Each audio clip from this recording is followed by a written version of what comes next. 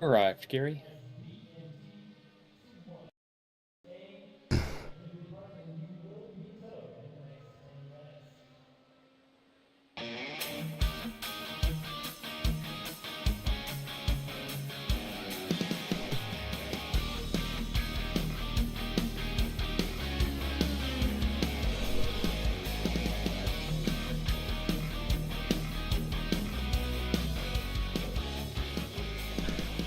Well, we are back. It's not that long ago that we were just crowning a series champion for the last season of the Dark Horse DW12 series. But we're back for a special one. Hello again, everyone. I'm Gary Gonson. Welcome to our coverage of the Dark Horse 2,000-mile ride series. It's a Grand Slam tour of the IndyCar Triple Crown tracks on iRacing. We kick off this special 4-race series here at Michigan for the LMP Irish Hills 500, presented by the Joy of Driving.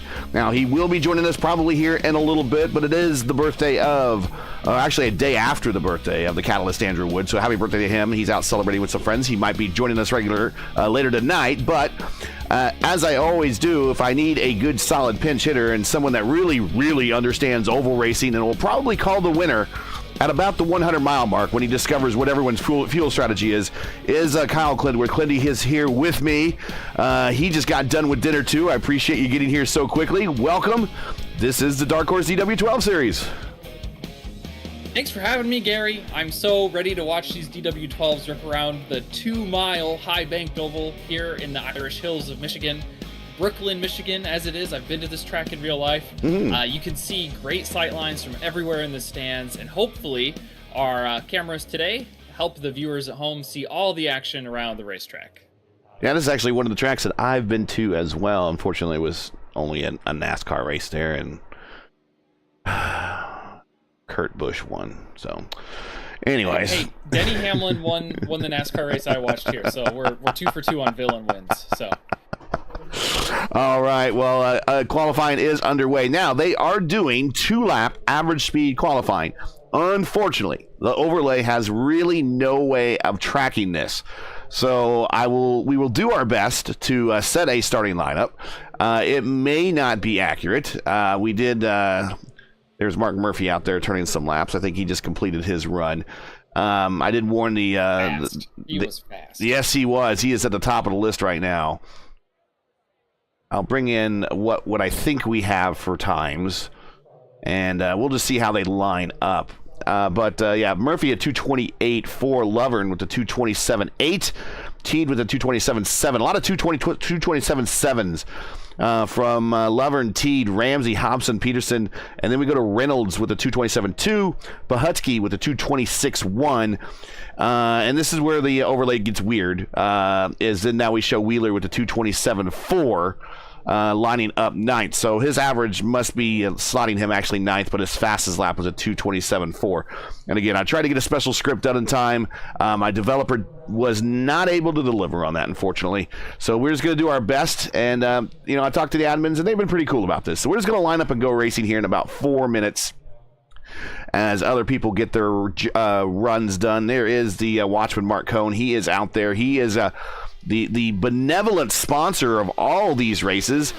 He is the admin of the Joy of Driving. He's also a member of LPM Motorsports, who is the title sponsor of this broadcast and this race. And watch him put up a lap here. He had a very successful last season in the Dark Horse Series, where he won I think 4 races going down the stretch there, and hopes to be one of the points challengers going into the next season, whenever that might start. We think possibly October.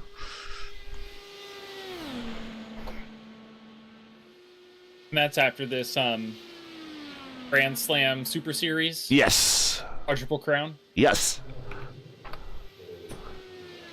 And for the viewers at home who may not know, it's going to be here at Michigan, Indianapolis, Pocono, and somewhere else. What's the 4th track? We're going to go to Fontana. Auto Club? Yes. Fontana. And we do have time, as we have our Mark going in the background here. We'll hide the vertical there. And I do have time to bring up the schedule. Here is the schedule coming up on your screen right now. Today, Michigan, 250 laps, and on August 11th, we will go back to another 2-mile oval. Unfortunately, it's the late, great California Speedway in Fontana for another 250-lap race. And then we head to the 2.5-mile ovals as we'll go to the Tricky Triangle in early September, September 8th, for 200 laps at Pocono. And they will wrap up with 500 miles in September 22nd at Indianapolis. That is your 4-race schedule. Every race winner that wins the race will be presented with a watch from the watchman, Mark Cohn. He's an avid watch collector, and he has some very nice specimens that he can hand out to winners here. So it's going to be much like winning the Rolex 24. If you win, you get a watch.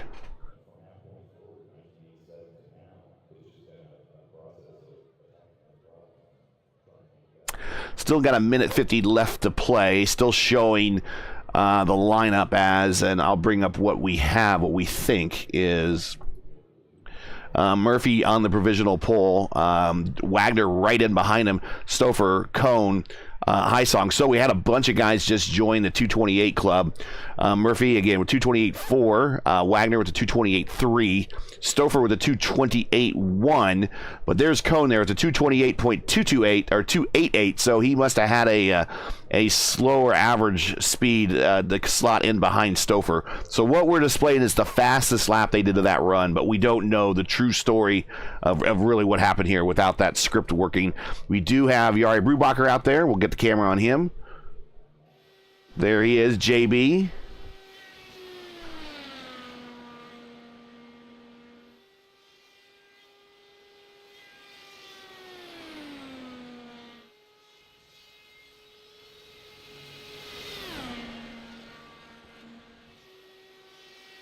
JB finished third in the Season 7 championship last year. Very successful run, a lot of podiums, but didn't get a win, and that kind of what held him back from getting up there as a contender late. But a lot of podiums, getting yourself into position is the way to get there, get it halfway to a championship.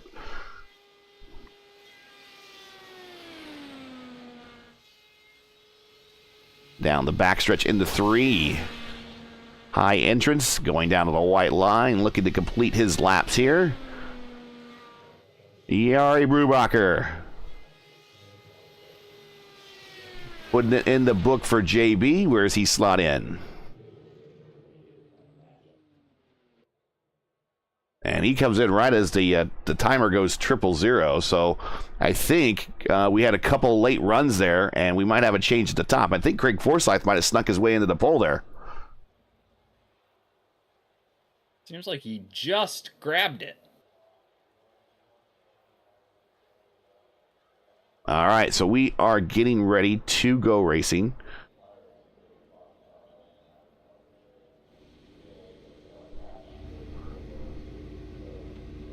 And we should get today's starting lineup here on the screen for you.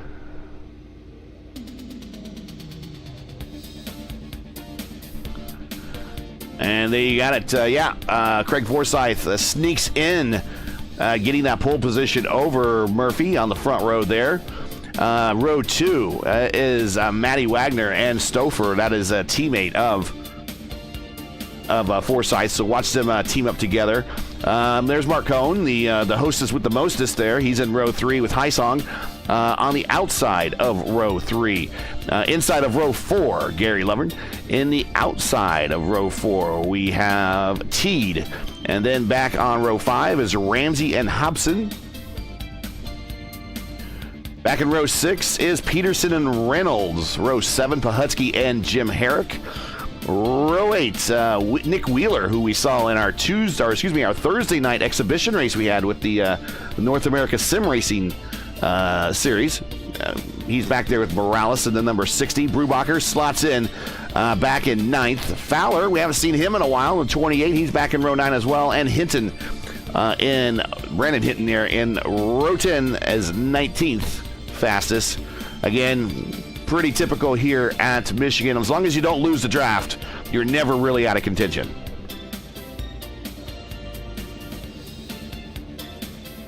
Well, and staying in the draft is critical to staying in contention because Yes. it helps you hit your fuel number. And it's faster. So being out on the track all by yourself let's say you pit early or are off sequence, you're going to be something around the tune of 0.3 to 0.7 of a lap slower, depending on what the cars in front of you are doing. If they're 3 wide, 3 deep, you'll probably maybe be able to catch up with a drafting buddy. If they're in line, swapping, taking care of one another, they're going to be putting down some monster times, and you won't be able to catch up all by yourself. There are the weather conditions tonight. Track temperature is 77 degrees, ambient temperature 66.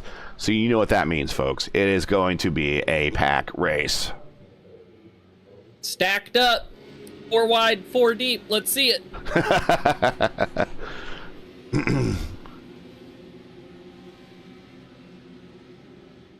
Pit road speed limit for tonight is 55 miles per hour. It's a 100% fuel capacity, unlimited tires.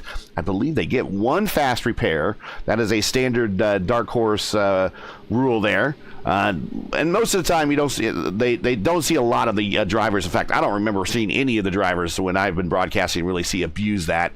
So they pit road speed limit is 55, like I mentioned. We are looking at a 2-mile D-shaped oval, 250 laps, 500 miles. Getting ready to go racing. 3 IndyCar track records here. There's a USAC track record, a kart track record, and the IRL IndyCar track record. But the overall track record is held by Paul Tracy in 2000 with a speed of 234.9. It's hard to believe that's a 24-year-old record now.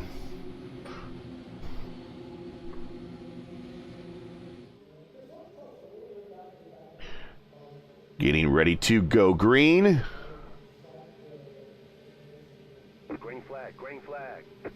Green flag in the air, and we are on for a long night of racing. 500 miles, not a sprint race.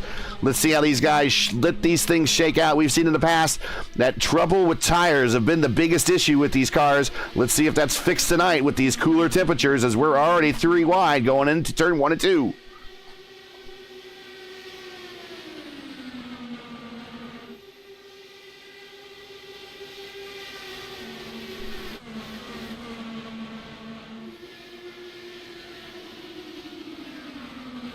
Looks like the drivers sorted out coming out of 4 here. Couple of side-by-side battles, but nobody's decided to stick it 3 wide for the entirety of lap 1.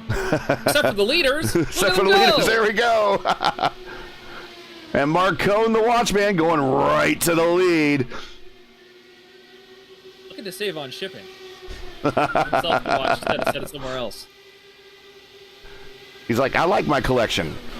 I'll give incentive for people to race, but I don't want to give my stuff away.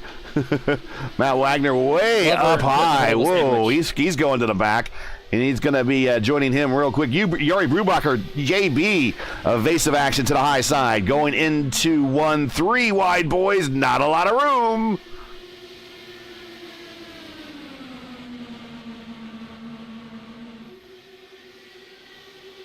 Got a couple 5 faces of a die. Pips 2 by 1 by 2, stacked up to be 3. Fighting fiercely for second through 12. Brubacher's already up to second. Up 15 spots already, JB is. 3 laps and 15 spots. Putting up crazy numbers on the pass differential sheet, but probably not too good for his fuel number. Nah, I think maybe he wants to get in behind Stouffer, and well, I don't know. Nope. I should have. I know him as a racer. I don't know him. Going. Yeah, I don't know him as being one that's patient. I know him as a racer. He's going to the front. There he goes.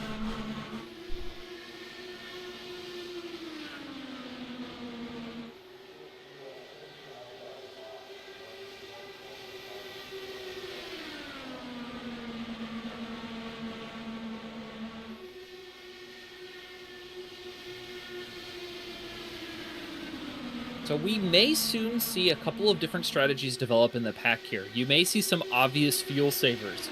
If this race goes green the entire distance, you can make it with 5 stops if you go 42 laps every single time. 42 laps is about 5 or 6 laps longer than leading would get you. I would say if you were drafting and lifting on the straights, you can make that 42 number. It's going to be difficult, but it is possible. And to no one's surprise, Jari Brubacher already with the purple lap with a 32.8.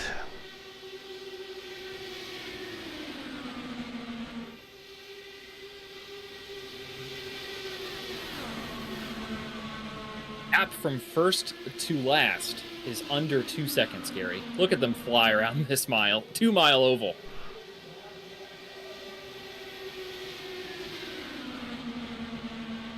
This track rarely disappoints. In its later years when IndyCar was here, fantastic races. In its early years, it was a race of attrition. Once they got reliability of all the cars, the chassis, the engines, you name it, the races here became ones that you really couldn't miss on a schedule. But they really have not returned here for quite a while, and they need to get back here if they can. So I believe Hobson and Hinton are swap drafting at the front, and they're going to break away here. If they continue executing as well as they have, they're going to be putting themselves out of touch from the rest of the pack here in just a matter of laps. That's Hobson and JB. Yeah, JB, these are two regulars in the Dark Horse Series.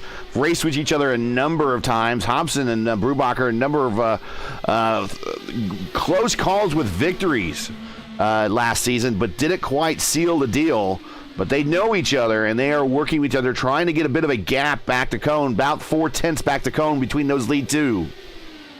Yeah, in this DW12, the draft envelope is not as big as the IR18s. It's only about a second. So if they can double their lead that they have now, they can start scooting all by themselves and not have to worry about having people riding their coattails. Yeah, it's interesting how this is a bigger car in terms of how much it punches a hole in the air than the IR18, but the IR18 in the sim has a bigger draft envelope. It stretches back about a second and a half in the IR18. With this car, with the older model in terms of how it's been coded and programmed, it's only about a second.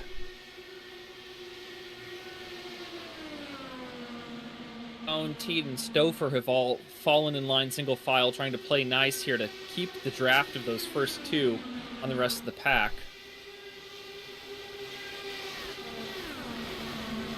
They're about 6/10 back now. Again, 2 more good swap laps from JB and Hobson, and they're probably gone. Yeah, 5/10 to Cone now.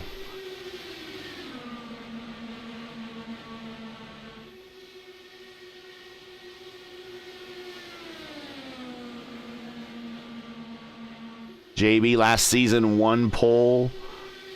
That's all he did, but he did have 7 top 5s and 11 top 10s.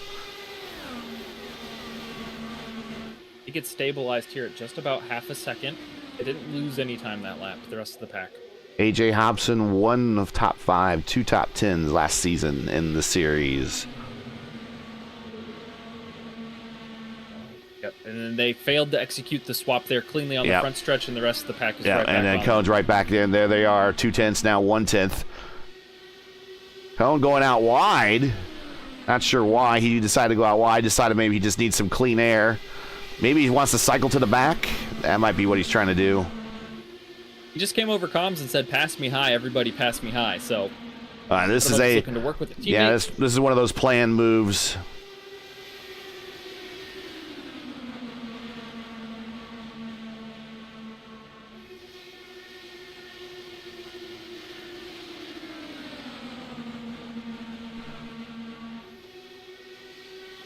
He's there with Eric Peterson. Peterson, one of the admins of the series, still looking for his first win in the series. He's going to get one. I know he is. Just a matter of time. Going underneath Mark Murphy. Murph had himself a good season. And the partial season that he drove in the DW12s the last season, I think he had 1 win. I think he won at Indy. Which that was a 500-miler, so he has at least some recent 500-mile experience in these cars.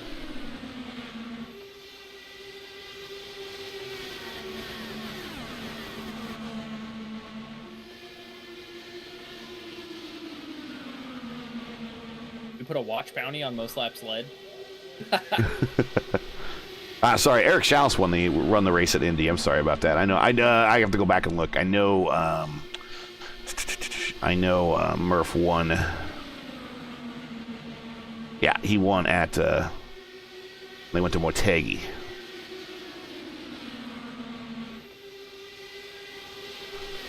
But Cone won 4 races during the season last year. including 3 out of the last 5.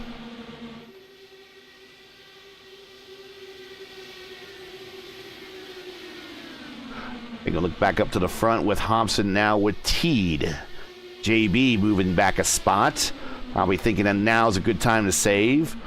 Stouffer, probably one of the fastest guys that I've seen in just about any type of car. Very patiently right there in 4th. He's looking forward to getting back to Pocono. He is very much a Pocono whisperer. We'll look forward to that on the 3rd race of the schedule. Right behind him is Raphael Reynolds, making his first start in the series very quietly and very calmly working his way up to 5th, just staying in line. Up 7 spots. Good showing from him so far. This is his debut. Now here's a line of guys that definitely have a lot of experience. Forsyth, Lover, and Herrick and Fowler. These guys have many starts in these cars. Whether it be a different series for Lovern. Lovern primarily here in Dark Horse, but when you take in account the Lionheart Speedway Series, which raced the DW12s, Forsyth is a winner there. Jim Herrick ran there. Chris Fowler ran there very successfully, as a matter of fact. So these guys are not stranger to these cars. Lap 18 of 250 in the books. Thanks for joining us here on P1 Broadcasting. Our first DW12 race on the channel.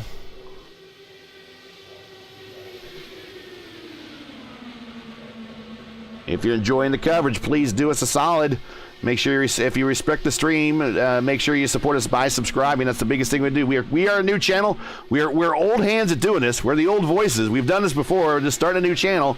The hardest part of being on YouTube is when you have to start from 0. We have to build all the way back up. So we really need your subscription. And while you're at it, don't forget to smash like and ring the bell so you miss out on future P1 iRacing broadcasts. And more are being added to our slate, including round 2 here. That will be next month. And also we have another recruitment race for the NASR. That will also be next month. And then pretty soon the start of the iRacing 2024 Season 4 IndyCar Oval Series. That will be in September as well. And if you can, if it's not too much to ask, go ahead and click that thumbs up button and say something in chat. Yeah. I'd like to interact with y'all. Good to see you all here tonight. Got 4 thumbs up already.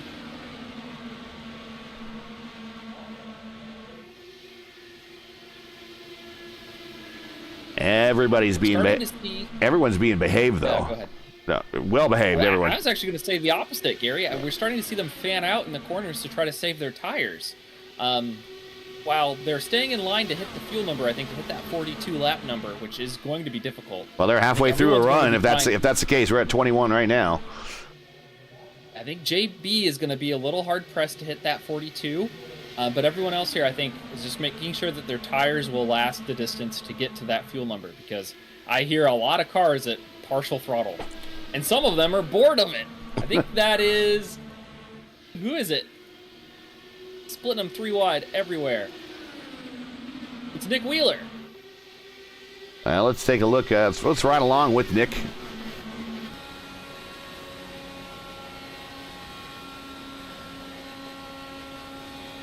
Oh, contact Nick, and he's going sliding into the attenuator, and we're, I don't know if we're under caution.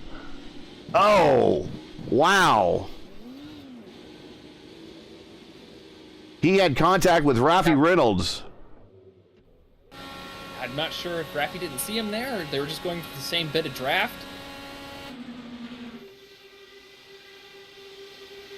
Nick's going to have to tow to get his fast repair, but...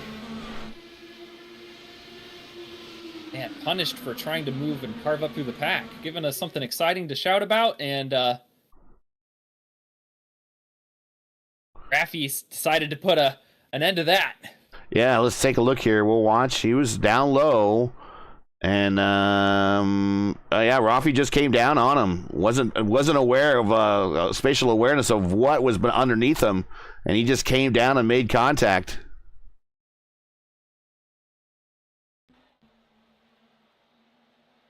Gotta listen to your spotters here. Meanwhile, back up front is A.J. Hobson.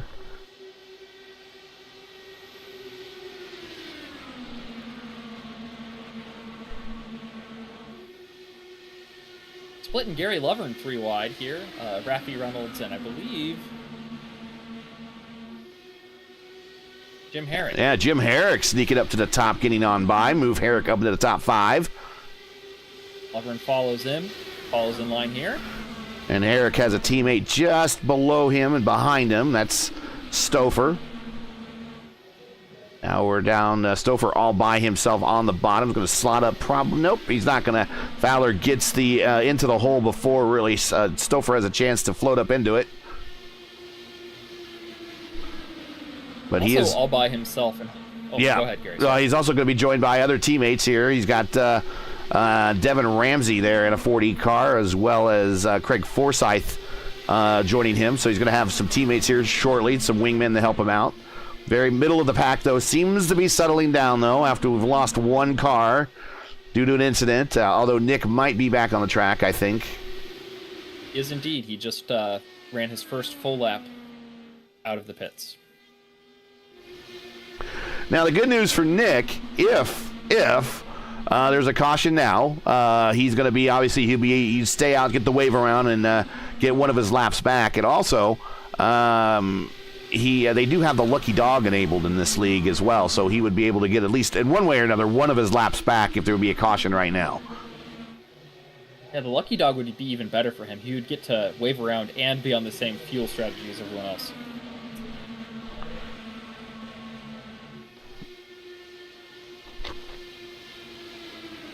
Move Reynolds up to third. Teed still tucked in behind Hobson for second. Brubacher is in fourth. Jim Herrick fifth. We're about just about 12 laps from when we anticipate first stops occurring.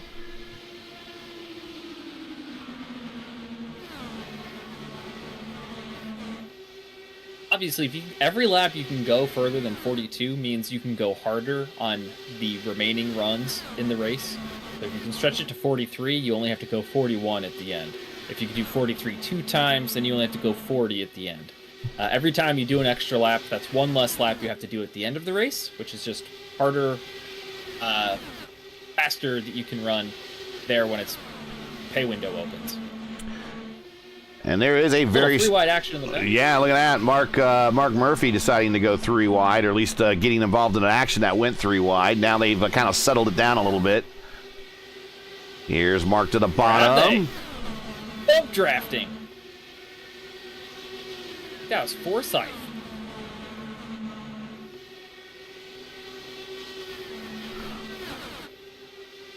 Now we're 4 wide down the backstretch. Back to 3 wide. Wagner down low.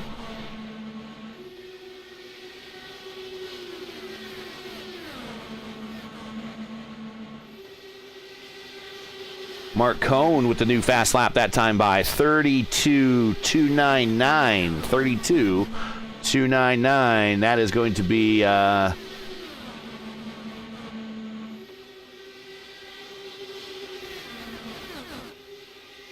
we got the fastest laps. At 223 flat for Cohn, who's now your new leader.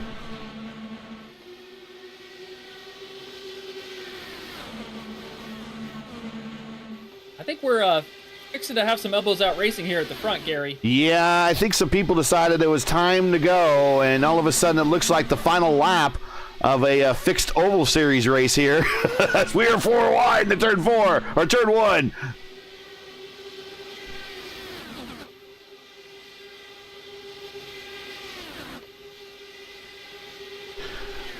They must have been cleared by the man on the pit box. No saying, kidding. Hey, you got to get to 42.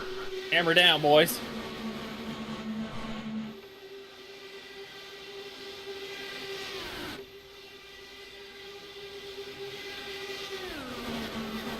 Hobson staying, not even coming off the bottom. He's really trying to guard that bottom line, although here comes Teed. Teed with the run, Hobson to the bottom. Where'd Murphy come from? Wasn't he 10th like 2 laps ago? Yeah.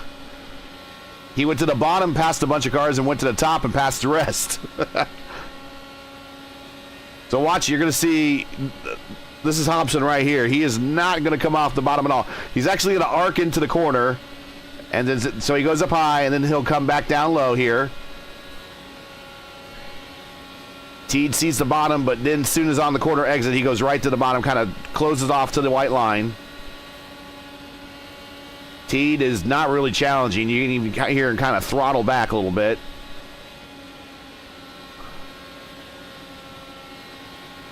And now Murph goes to go to P2.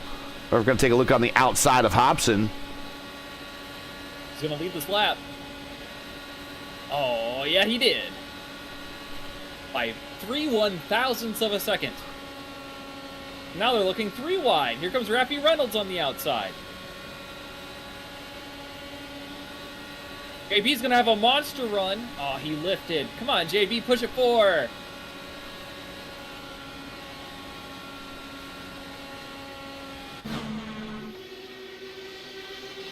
Oh, AJ coming into the pits.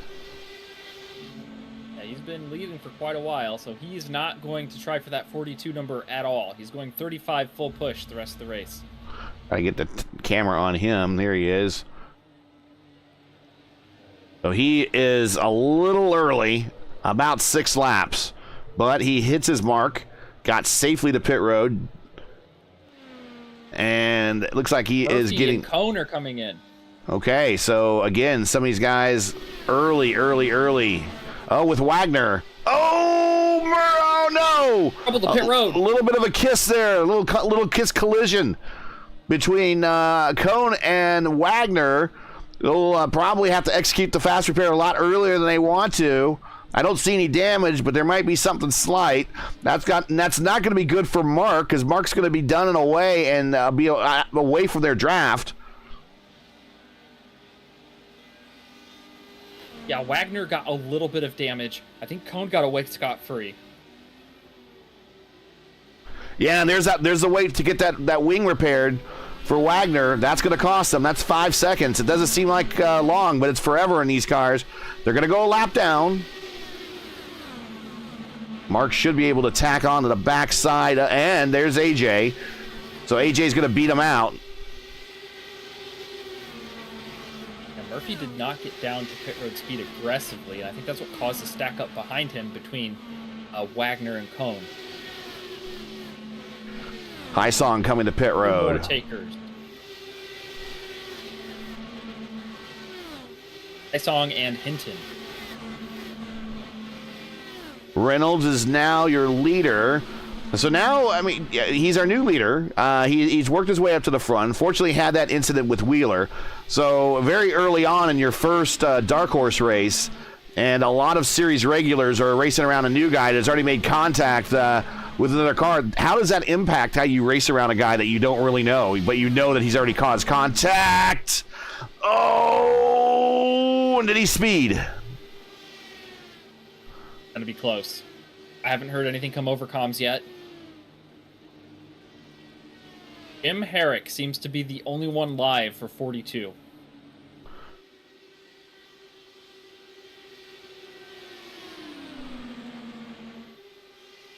Oh, Fowler, 39. So Fowler and Herrick both at 39. They've been in the mid pack for much of the race. Oh, Fowler with a great move on the high side. Does he slow down in time? That was a pass for position. Yeah, he got down to 55 just in time. Perfectly executed.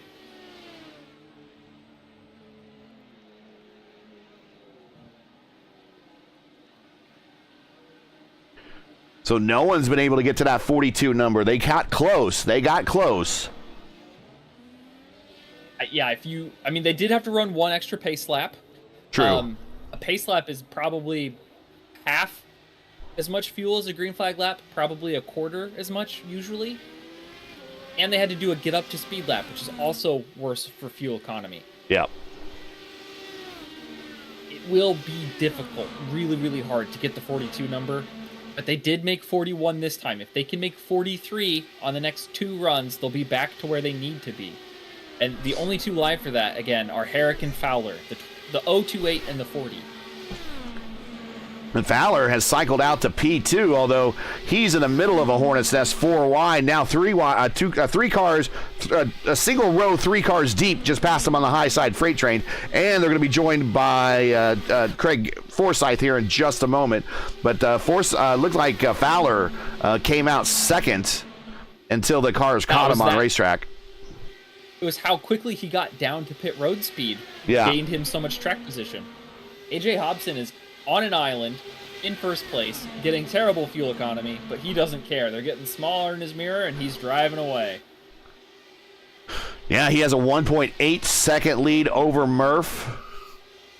Murph's in a whole battle of cars there. They're basically all right there at that 1.8 second mark behind him. So right now, Hobson he's extended his lead beyond the draft envelope. So the guys in second and third and fourth and fifth, they need to get in line very quickly, decide if they're going to race each other or they're going to try to catch Hobson. They might just decide that since Hobson pitted so early that it's better for them to worry about their own fuel mileage and less about Hobson. Well, I think Fowler is the only one in this group that really cares about saving fuel any longer. Right. I think everyone else is going to be abandoning cutting a stop. So if you see Fowler's here tucked at the end of the first pack, right behind Forsyth. I don't expect him to make a move or step out of line, while you see Murphy and Teed working together, swap drafting every corner to try to catch AJ Hobson. And then there's another group right behind them of 4 cars with Stouffer. We got also in there Cone. We got Reynolds. We got Herrick. They are capturing this group. So we're going to have a 5-car group now become a 9-car group very quickly. And then Herrick will be the other car who you will see just tack on at the end of this pack, never step out of line, and really feather and be light on the throttle. Look at them go 3 wide trying to catch that first pack. Rafi Reynolds wants to be the first car there. And Jim Herrick loves it. Having 3 cars in front of you, punching the biggest hole of air he's ever seen, he probably just got double his standard fuel economy.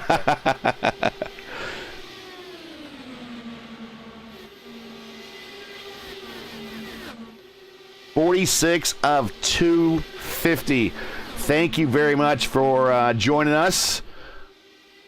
The season-long race coverage of the Dark Horse 2,000-mile ride series is brought to you by the Joy of Racing. Let's get the camera on Mr. Joy of Racing, shall we?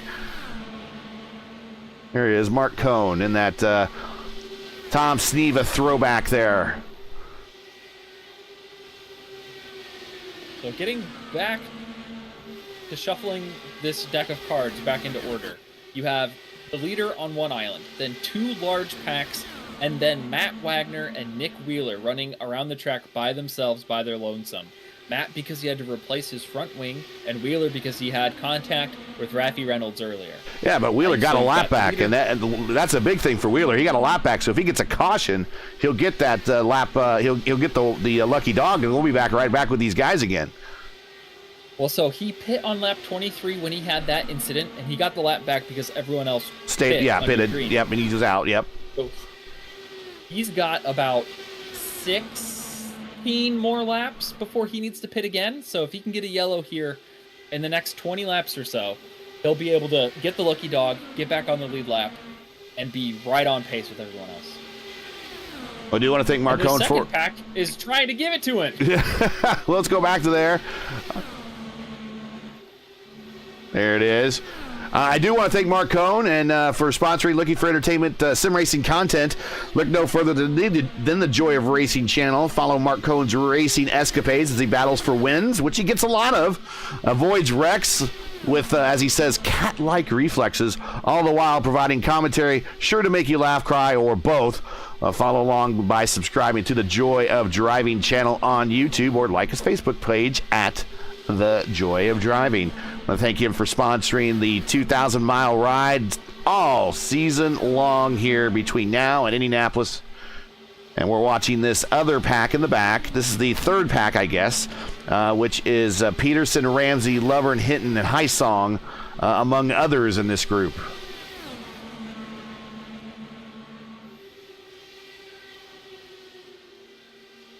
AJ Hobson's going to have company here in about 2 laps. Crafty Reynolds is going to have his wake. He's going to grab onto it and then pull himself like he's on the end of a rope. One hand over the other, pull him closer and closer. We'll watch out the back of Hobson's car. See this group get closer and closer and closer.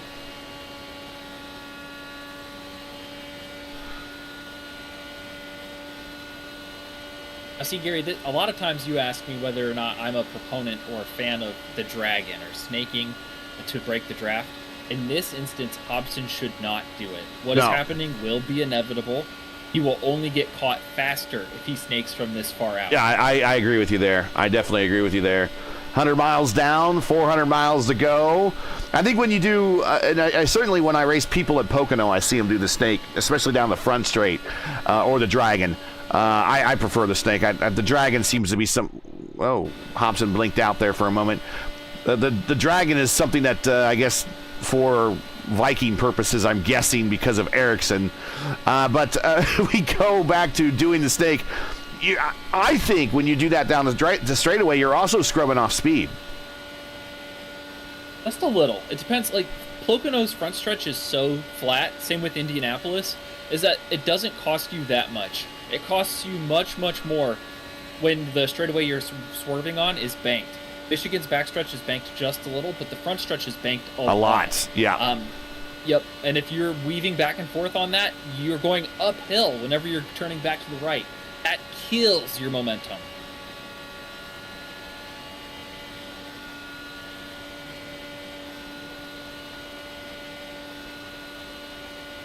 Looking in the chat windows, it looks like Cohn, Murphy, and Wagner are at least our teammates for this race.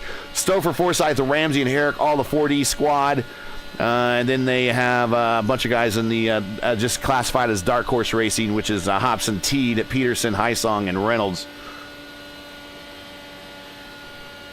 They were 3 wide. Murph now is broken to the head of that group, and now he's within a half second of Hobson. Hobson. Reynolds wants to get there first. He does not want to be waiting for anyone.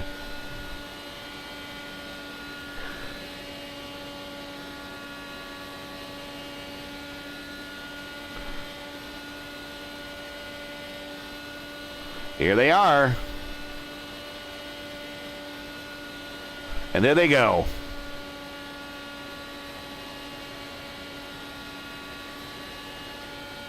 And he's just getting past on all sides right now.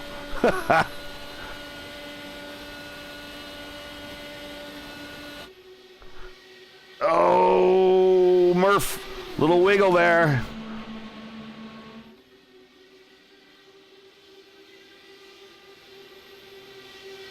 The car to watch in this group is P10. Yeah, 2x2 now. Looks like the start of the race. Yeah, the car in P10 is Chris Fowler. At the end of this pack, not making any moves. Watching his MPG soar probably around 4.4 to 5.1 in that ballpark. And we'll watch right there. There is his driving inputs and telemetry from the car. 210, 211, 212. Just staying right in line. Where the line goes in front of him, he goes too. He's preferring to stay behind Brubacher, although I think going through the corner, he might go down low. Every car in front of him holding a lane, so he's getting dirty air any way he looks at it going through the corner. I think he's going to tuck up underneath Forsyth here, which isn't a bad strategy if you think about it. The number of starts Forsyth has, number of wins he has in these cars, I would definitely, if there was one driver up front, I'd definitely choose to follow Forsyth if I had my choice. Mark's not going to like that. I'd follow you, Mark. Really, I would. I would, Mark. So, I'm going to contest that. I don't want to follow Mark because I can't pass him. Oh, Brubacher's thinking about coming down. Oh, big roll out of the throttle for Fowler underneath 200 miles per hour. And that might put him in danger of losing that pack. As long as JB catches up for him and Fowler can just tuck in right behind and, ride the coattails, ride the horse, so to speak. Yeah. Be the sled. He doesn't care. The closer he can be to the car in front of him, the better off he'll be. They're fine. 3 wide for that second group down the backstretch. They are slowly starting to creep into the picture. Yeah, the lap times are about 1/10 of a second better than the leader. Yeah, Peterson, though, is 3 seconds back from that first group, though, so they're not really gaining, actually. Well, we'll find out in about 30 laps. Best case scenario for that group back there is that 2 or 3 cars from this lead group don't execute well on their next stop. Yeah. And that everyone in that second pack does. And then that will kind of let the 2 packs naturally blend back together. And that's basically what put them in this predicament to begin with, is that they were, 2 seconds or so slower on pit road, and that's just enough to cycle back behind.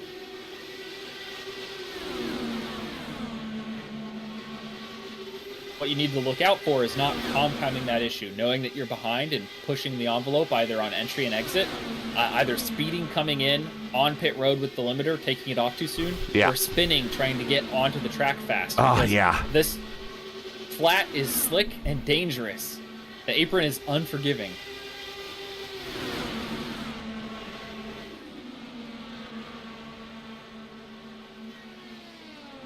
Teed going to the high side, working his way around Reynolds. Going to get a big run down the backstretch. Almost a little contact with Reynolds. Reynolds is going to get actually a run because of the draft. Now here's Teed again, high side, getting a good run. And he's also got the draft of Cone. That might move him right up. Murph's going to sneak up there and at least try to widen his car out a little bit, keep him out of the draft of out of Cone, and keep him out of on the high side with no help. That was a very strategic move by Murph. Oh yeah, man, he knows what he's doing. Yeah, he does.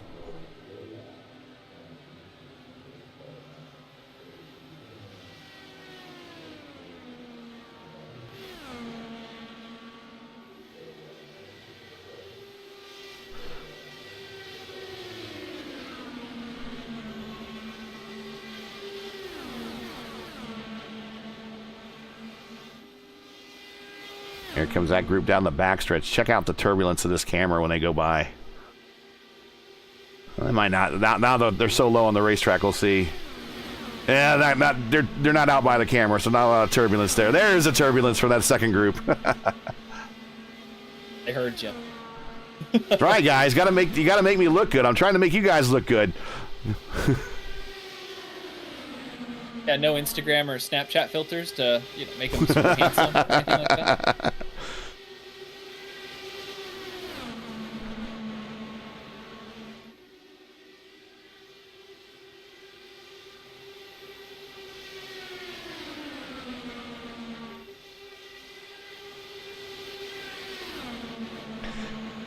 "29 laps into his run for A.J. Hobson. Did 35 last time, so he is probably now 5 laps away from looking at pit stop number 2, this 500-mile race here at Michigan. If you're just joining us, welcome everybody to the L&P Irish Hills 500 presented by The Joy of Driving. This is P1 coverage of that race.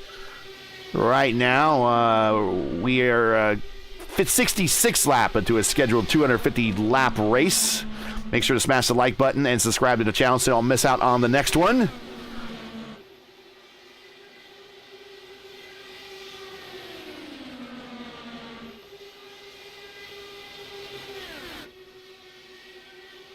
Second pack's just about 2.5 seconds off the bumper of Chris Fowler. They've been making up 1/10.5, 2/10 every lap. They won't catch them before pit stops here. But, like I said, if they execute, a little better than last time, you may see the 2 packs converge back into 1. But the second pack is definitely working together better than the first pack right now.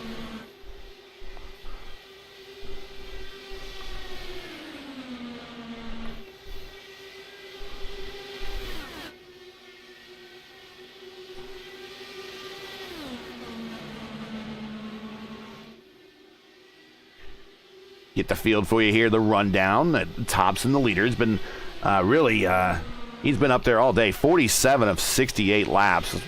Pretty much dominated the lead since he's been there. Mark Cohn right behind him has led 2 of 68. Murph, it's led 3. And Yari, he's led some, 8. Teed led 1. Reynolds has led 2. Stouffer has led 1 very early there. Herrick has led 1 during the overlap of the pit stops. And he has now got Chris Fowler with him, so maybe it's behoove of those two now to really work with one another. Craig Forsyth has just been kind of cruising, hasn't led anything, but it's just keeping the main pack in sight. And same thing for Fowler, has led 1 lap during the pit stop overlap. And there, right, that you see that second group slowly coming into the picture. Yeah, I think what's really helping the second group is that you have Fowler and Herrick at the tail end of this group acting not necessarily like an anchor, but just an extra little red flag that you put on your lumber that you've taken out of the hardware store, you know, just a little extra something you could reach out and grab if you wanted to, just get a little bit closer.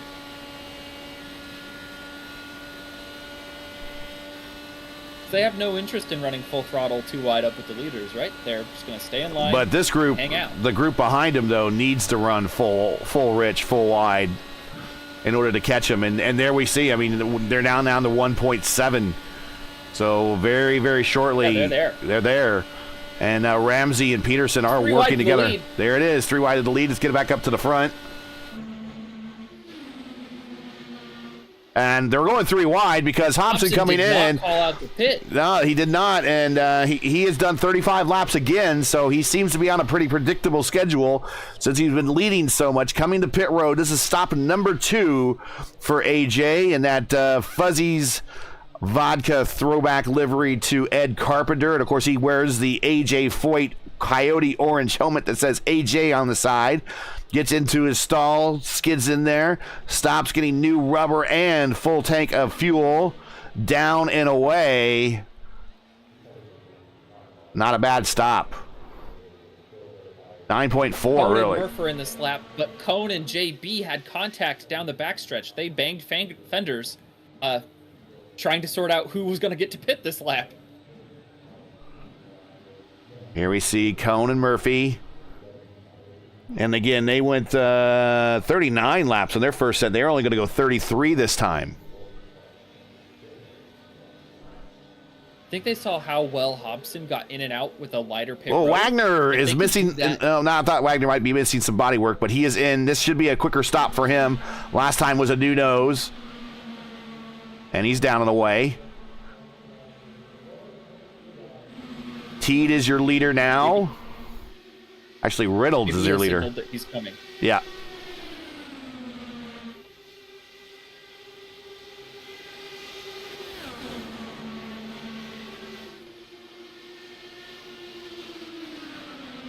Now, the magic number for Fowler is he needs to get to lap 83 this time because he did not get to 42 last time. He only got to 41. He needs to go 1 further than last time. So 41 plus 42 is 83. And then he'll need to do that every time from here on out, going an extra lap to try to make up.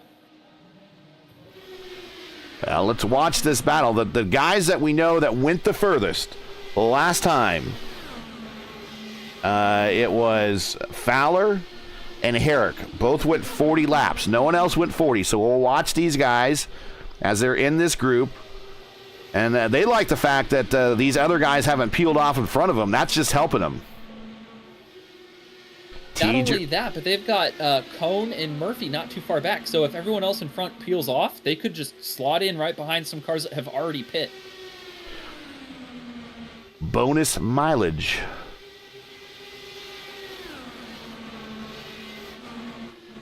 Three wide in the back with Brubacher, AJ, and Murph. They're just waiting for the pit stop cycles. They do not want to see a caution right now. Those Lovern coming to pit road. Along with that's Hobson, or excuse me, Hysong. Raffy Reynolds.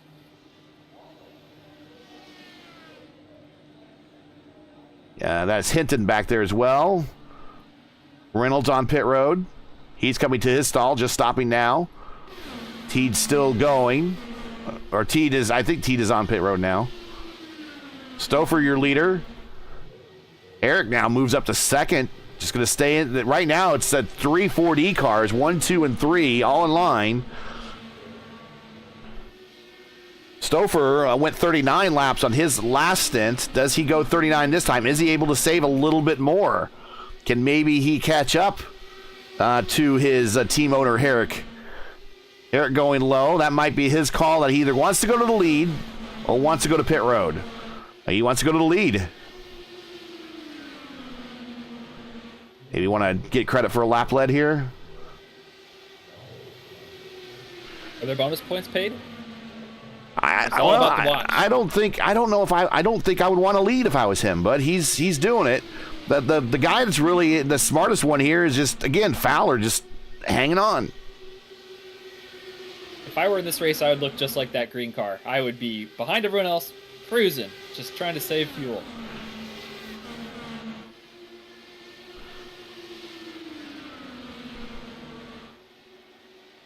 Stouffer, wow. Oh, Fowler. So, I think he wanted to come to pit road. I couldn't get down there.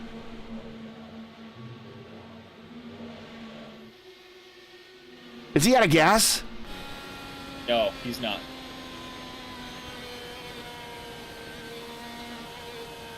He is. He is.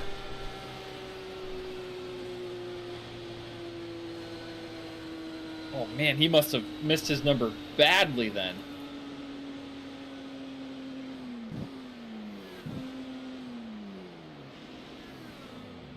And he is dead stick. You could hear the wind. He's going to have enough to get around to his stall, but this is costly. Eric is out of fuel on the backstretch.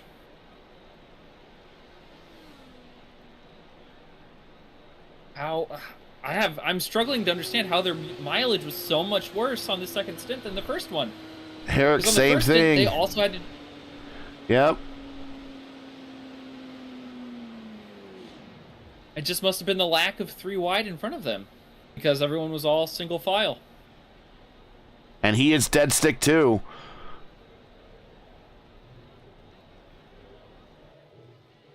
That's going to be costly. Here comes Forsyth. He's on the backstretch.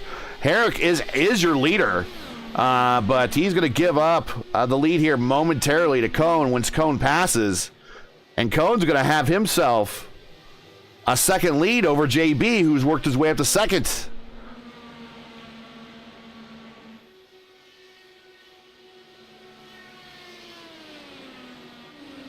Well, Hobson moves ahead of JB. Move Hobson up to second now. Mark Murphy is in fourth, Teed fifth.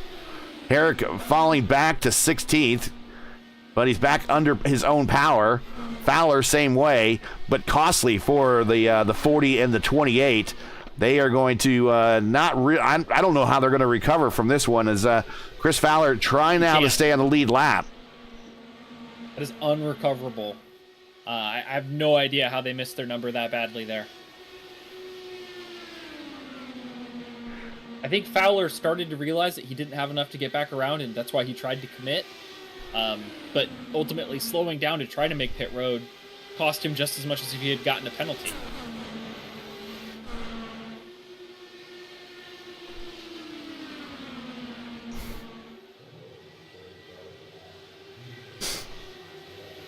About to go a lap down to Mark Cone just because he spent so much time without any power on the racetrack.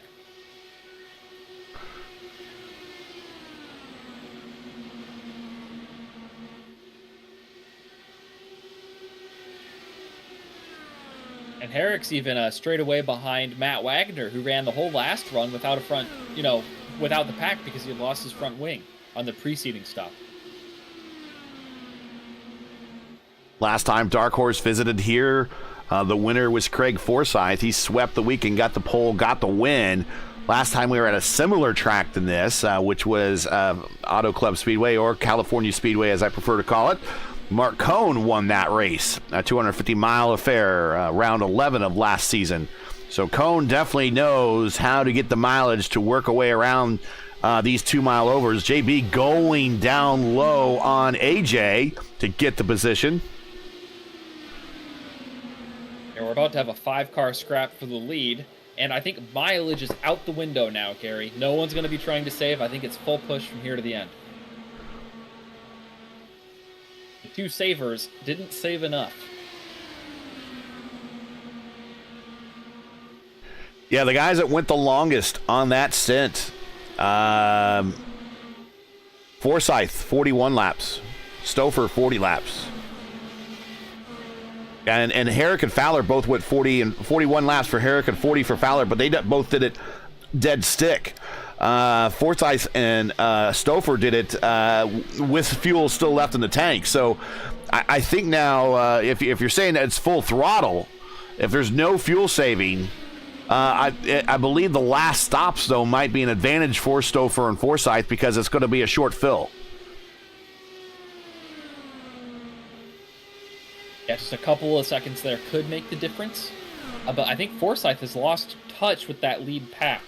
Well, there he is. Forsyth is now 1 second behind Teed. Teed is the tail car of that lead pack.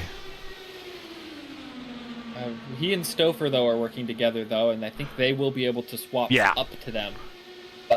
Isong, Peterson, Lovern, Hinton are all on an island by themselves. And then Morales and Ramsey, a two-car tandem here at the back of the field.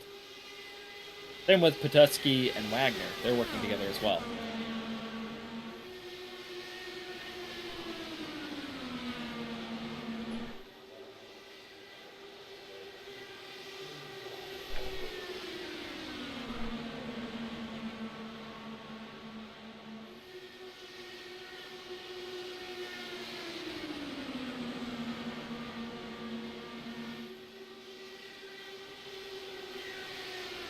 Now there is Cone, your leader, and they have caught Fowler. Murph's going to go low. He's going to take the position now. Murph to the lead. Once again, if you're just joining us, you're watching P1 coverage of round 1 of 4, the Dark Horse 2,000-mile ride series coming to you from Michigan for the LMP Irish Hills 500, presented by the Joy of Driving. We're currently, well, right now the leader is Murphy. There you see him in the Miller All-American livery from 1985. He's on the high side. The car down low, that's Fowler. Fowler was among the early savers of fuel. Unfortunately, came in dead stick last time, cost him a lot of time, and that's going to cost him a lap here, possibly on the racetrack. Make sure to smash the like button, subscribe to the channel so you don't miss out on the next race, which won't be until next month. So these guys will have a month to practice and recover as we go to Auto Club Speedway next. Oh, Cone. Oh, whoa. Murphy, get your nose out of there, Martin. What are you doing? Cone wants to the bottom and he can't get there.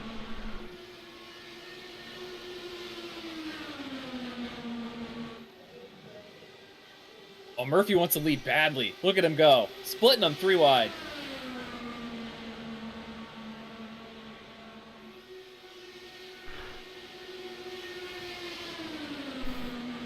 And while these guys are racing, that next group is there. Forsyth is there. There they are. Forsyth and Stouffer, they're there. They want this to happen. They want this to happen in front of them. They are actually the leaders in the fuel saving category. Even though we don't think they need to save anymore.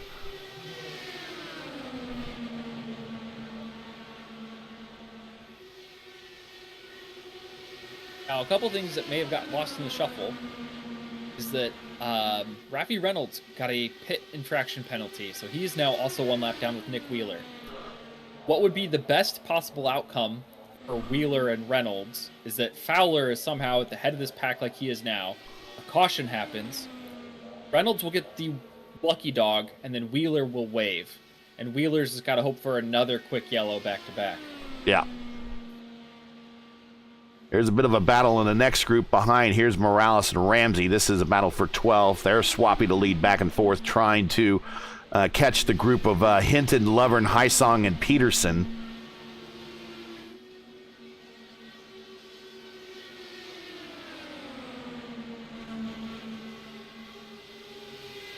They got 3 seconds in that group, so they need to really work together. get the best part of this second. Now they're in their third stint out of the way, trying to capture this group.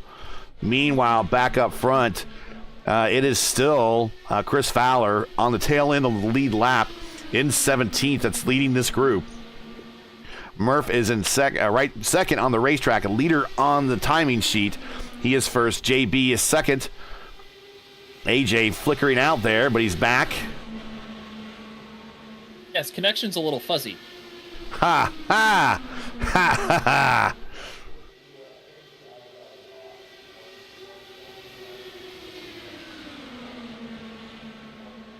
You can tip him if you want. He'll be here all night, folks. Mark Murphy is your leader. Don't tip me, just donate to the stream. Jari Brubacher, Mark Cohn, Charlie Teed, Christopher Hobson, Forsyth is the lead pack at the moment. A little bit further back there you see Peterson, Hysong, Lovern, and Hinton. And a little bit further back from there is Ramsey and Morales trying to recover this. And he's actually got a bit of a racing buddy as well as Matt Wagner. He's racing with Casey Pahutsky there. Pahutsky there in the 6 plain white wrapper. They're working together trying to reel in the group in front of them. They're only 2 seconds away, so they're not that far. They're a lot closer than that third group is to the second group, let's put it that way. Herrick back in 16th, Fowler in 17th. Reynolds and Wheeler, as mentioned, are now a lap down. Actually, Wheeler 2 laps down, as I believe he had to make his stop. Yeah, 2 laps ago. Tell you what, Gary, Jeff Hysong and Eric Peterson are not going down without a fight. They made up 3/10 on the lead pack that last lap. Hysong, a participant.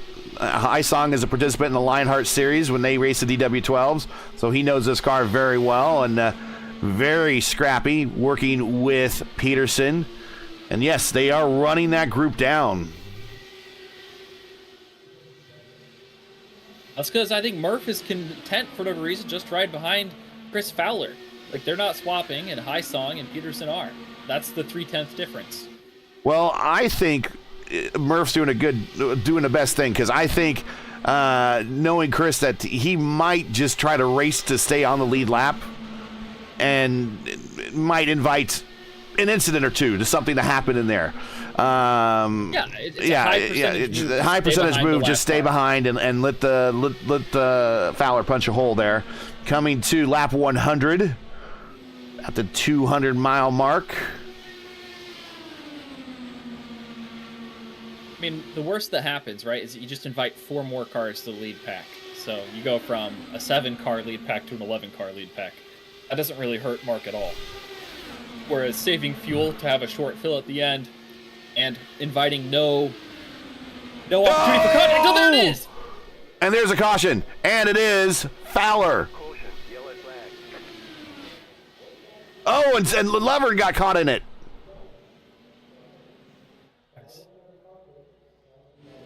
I think Lovern's going to get righted and use his quick repair. That's what happened to Lovern. Lovern just coming around. There he sees it happen in front of him. Car goes to the bottom. He got rear-ended. Up. By Hinton? Brandon Hinton, I think. Yeah, Brandon Hinton's involved here. That's exactly what happened. Try to go back on Hinton here. I don't know if Hinton was just not looking that far down the track, because sometimes you get so caught up in the car in front of you, you're looking at the car in front of you and not necessarily that far down the track. Boom, right into the wall. He'll be able to drive around and execute the fast repair, but yeah, he was probably looking at the car in front of him and not going down the track and didn't see the car spinning. So good news for Raffi Reynolds here. He'll get the lucky dog. Nick Wheeler just pit on lap 93. He will wave around and be the only car. I guess Chris Fowler will also be 1 lap down, but I don't see him on the track. Yeah, I think he is punched. I think he's punched out. Not sure what happened. I'm not sure really what happened to him. Let's see if we can go back and see what happened. He clipped the apron. Don't take my word for it. The replay will tell the story. All right, so here it is. Can we see from Murph's point of view, maybe?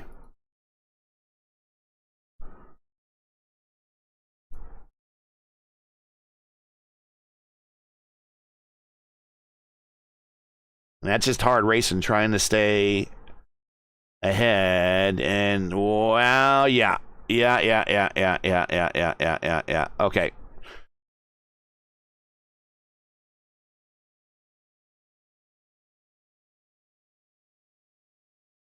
Let's actually... Catchphrase number 1.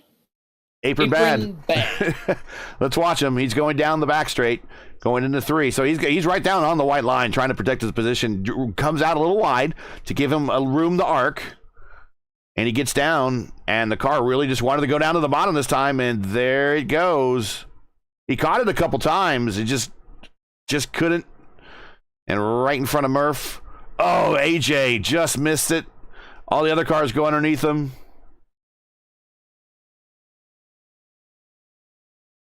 And I think he gets momentarily hit by, Lovern. And that was unrelated. It just happened to be because Lovern got spun out, and they just happened to meet up there. Wow. So first caution. I was getting ready to say we're 100 laps into this thing and haven't seen a caution. We've had incidents, but we haven't seen a caution. And it wasn't me laying down the jinx that time. But I did say that, and you said it was the high percentage move for Murph just to stay in behind Fowler, just in case if you start racing Fowler, something were to happen to him, you get caught up in an incident. And that's exactly what happened. Commentator's curse, man. Put it all on me.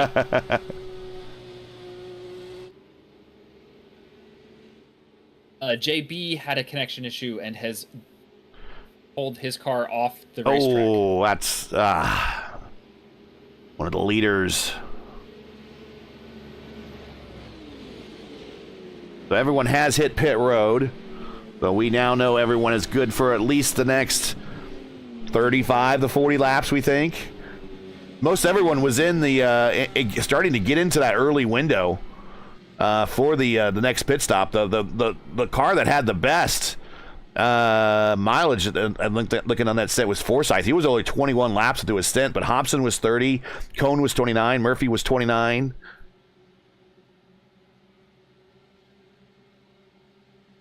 Here we go. And a restart at 104.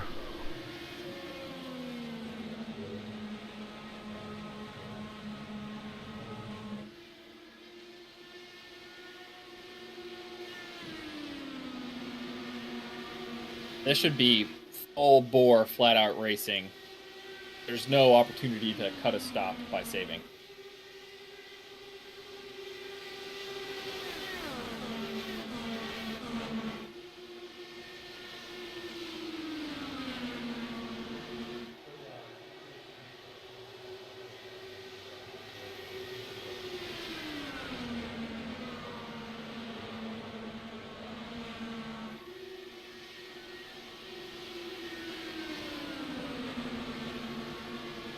Oh, Teed. Oh, we're going to go 4 wide off the corner, boys. Hang on. Stouffer to the high side. What a move by Chris Stouffer. Wow. Cars in one corner. I mean, that's a Thomas Scheckter level move right there. Watch this. We'll set it up here, and we'll ride with them. We're going to set it up here in turn 2. He gets a big run, a huge run off Cone. Cone, like, oh, crap, he's on my high side. I can't let him go. Then he's got even a bigger run by Murph. Murph wisely gets out of the way, and then all of a sudden to the lead.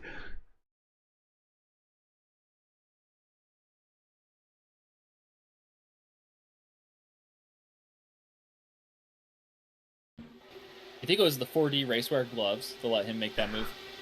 Or the lightweight shoes. Either way, go to 4dracewear.com and check out yours today.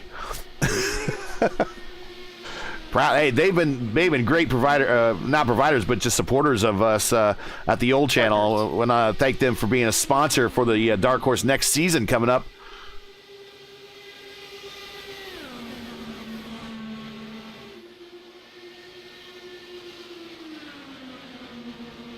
Cone still with that purple lap earlier in the race, of 32.299.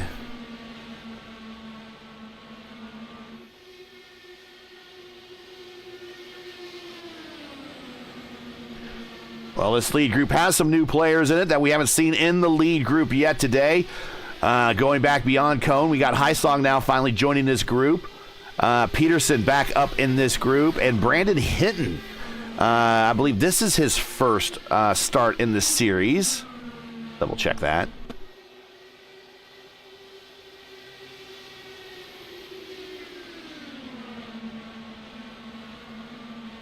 Nope, this is not. This is his second start in the series. He only has one previous start. Started 19th, finished 12th.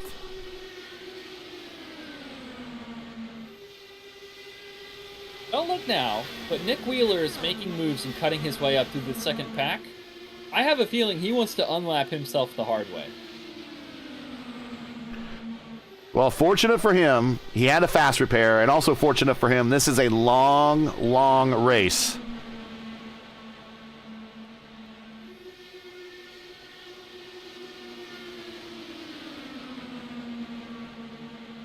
You saw Nick finish on the podium Thursday night for the NASR, well, not the exhibition, it was a recruitment race from Kansas. And a bit of a attrition fest there, but he survived, worked his way up to third there at the end. Of course, that race was won by our good pal Luis Gonzalez Nunez, LGN, on a final green-white restart. And Wheeler around Pahutsky.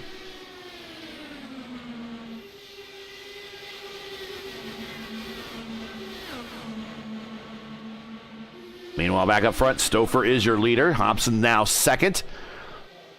And there is Murph. There's Teed, Forsyth, Cone, Reynolds, Wagner, Highsong, Lover now up to 10th.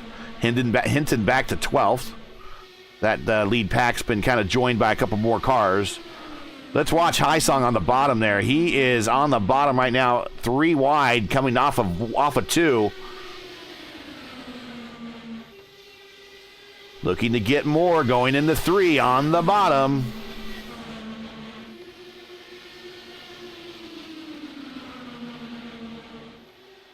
Something to note, Gary. I think Casey Pahutsky might have damage or side pod damage. He just does not seem to be able to keep his car going as fast as everyone else when it is leading a pack. Now let's take a look. I don't see on the left side.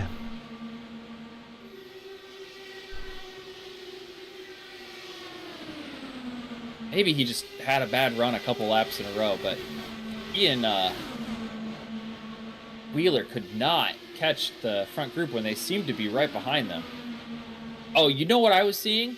He's got a clear wrap on the side pod that goes around. I thought he had a scuff mark. And it's just a spec map to make it look like silver. All right. Very slick.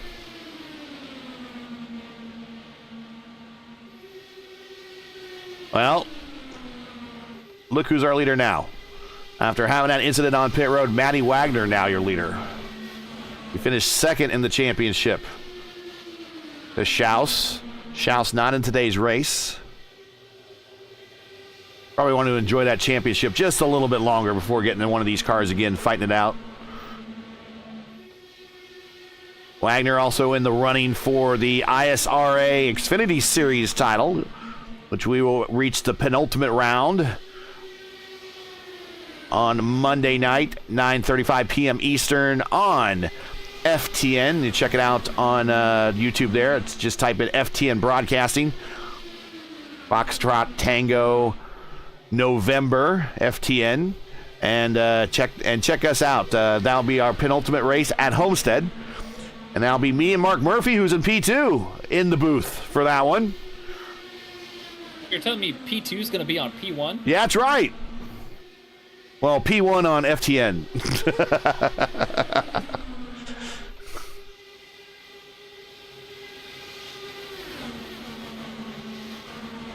But technically, everyone's a winner on P1, right? Absolutely. There we go. I can't stop winning. Speaking of the Xfinity Series car, if you have iRacing and you have your B license oval, go race the Xfinity car this week at Kentucky. It is a handful for the first 3 laps and worse after. It is so much fun.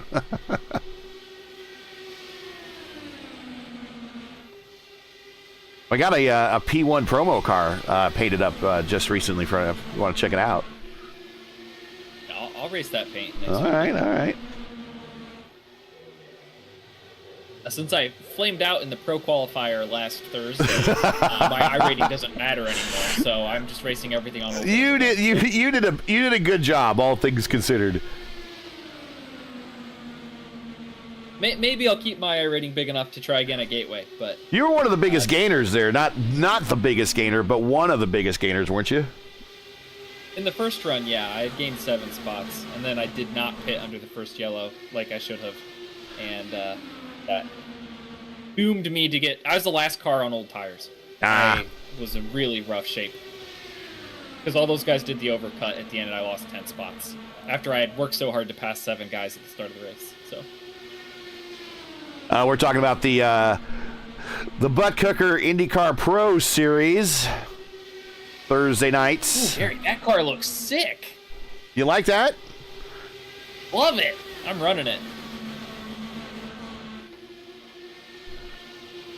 That's Ricky Wittenberg from the Vigilante Racing League, which I broadcasted a couple of their races last season on the old channel. I asked him, I said, I need some promo cars.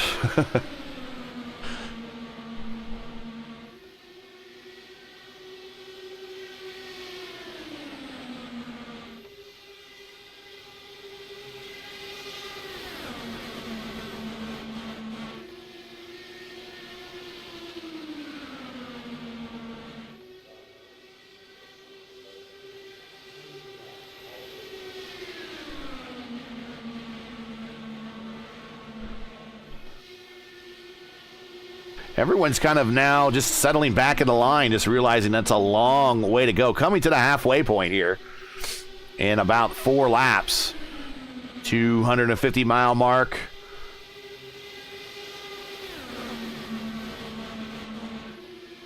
It'll be a nice 2.5-hour race. High Song, I told you to watch him. He has well worked his way up to 6th. He's down on the bottom. He's going to work on the draft of AJ. Try to get underneath Rafi. Here comes Peterson. And now we got a big group up here. Hinton's here. Cohn's here. Ramsey's here. Herrick's here. Herrick, nice recovery. Bahutsky, he's here. Morales, he's here. Everyone but Wheeler. Yeah. Wheeler's in the middle of the group, but he is down a lap. So everyone's together now. Throw a blanket over the entire field for the most part. They're in the picture. All one big happy family yet again.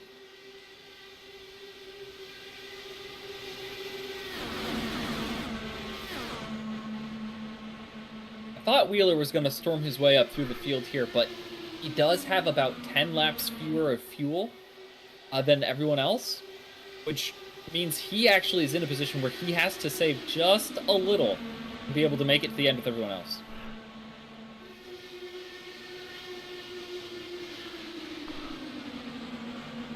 Herrick's back to saving fuel. He is right behind Wheeler there.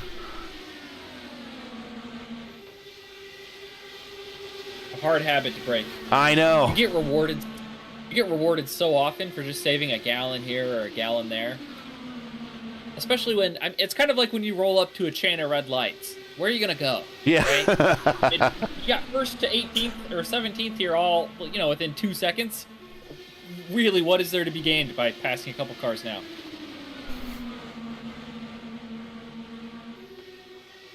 Don't you want to save a little at the pump instead?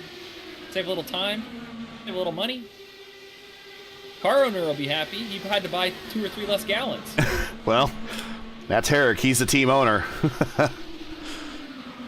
Rafi Reynolds made a move for the lead. Yeah, I'll go take a look there. The number 13 in the Red Bull.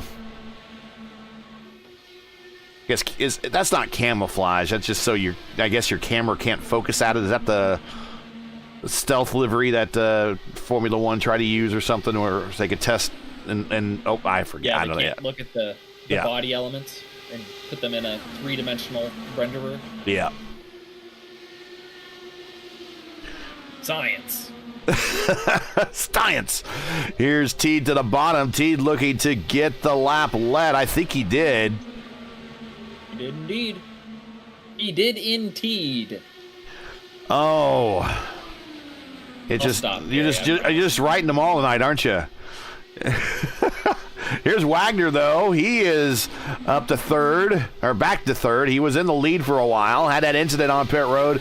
Cost him 5 seconds to get a new nose. Not a fault of his own. Cone kind of came. They all came in the pit road. It was Murph, Wagner, and Cone coming to pit road. Cone came in very hot, locked him up, lost kind of control momentarily, bounced off of Wagner, destroyed Wagner's nose.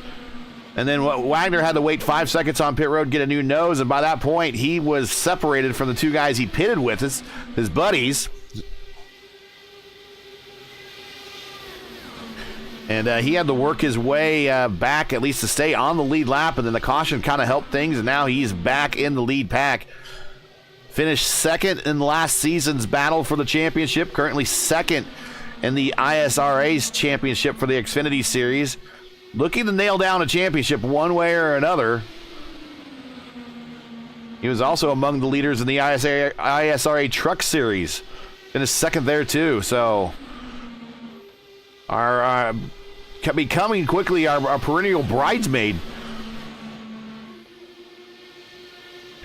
Here's High Song on the bottom side. Me. Yeah. I'm like the perennial maid of honor, right? Not even...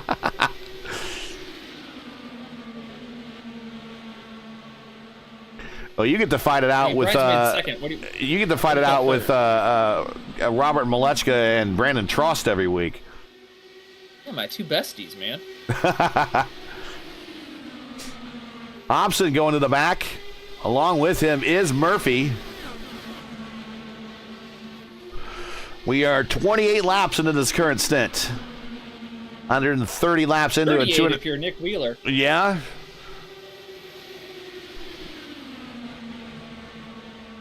Yeah, Wheeler's on a kind of a strategy all of his own at the moment. Well, he'll probably be pitting here in a lap or 2. We haven't seen anyone go much further than 40. Yeah, he's pulling off low now. I think he's committing to pit road.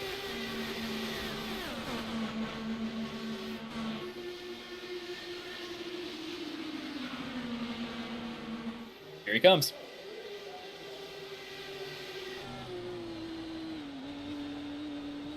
On the pit road. Couple more stops still to go to get the distance.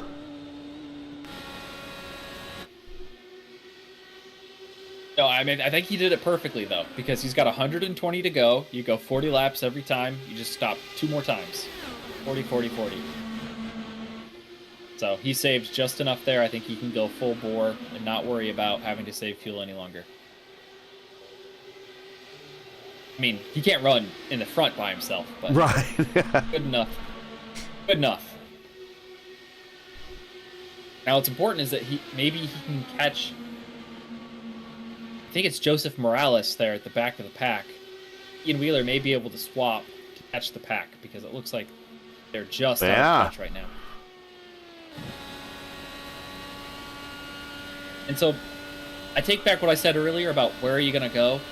If Nick Wheeler had pit from the front of the pack rather than the back of the pack, he'd be a second closer up the road, right? He'd be a second closer to Morales. Yeah. And make it easier for him to get back in line here.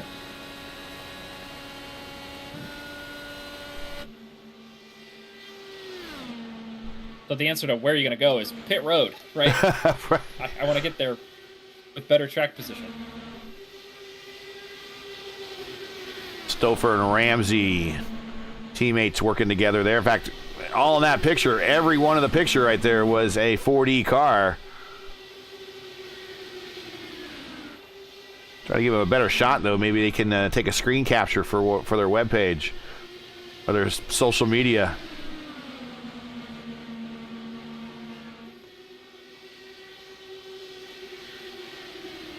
Gary, I know that you said I would call the winner once the final strategies has been revealed. We're on the final strategy. Everybody's going to be, and barring an inopportune caution, which I don't want to see. Everyone here's done a great job keeping it clean all race. I don't know who I want to pick as my winner. I'm thinking it's got to be Chris Stouffer. That move he made earlier, that's a driver driving with confidence, and he makes another one right now. Yeah, we're watching him right now. There's Chris Stouffer.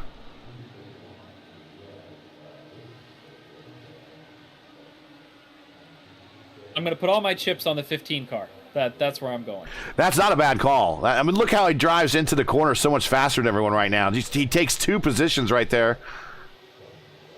I'm going to get 2 more on the front stretch. He's going to split them 3 wide. Stick it in there. Come on, Chris.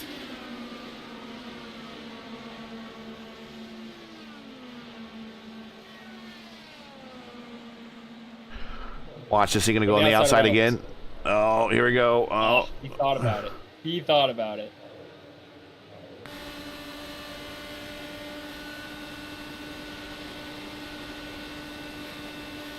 He's got the help of Teed. Gonna have a big run. Here it comes. Teed blocked. Teed might have blocked a little bit, but that's okay. He's allowed 1 move. Going to the high side.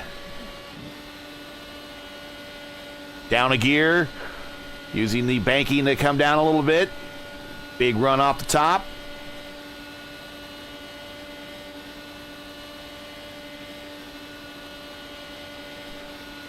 He's maxed out at 220 down the backstretch. Just can't clear 220.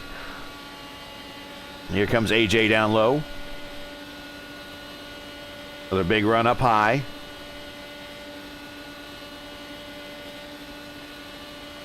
Just no one to follow through that time.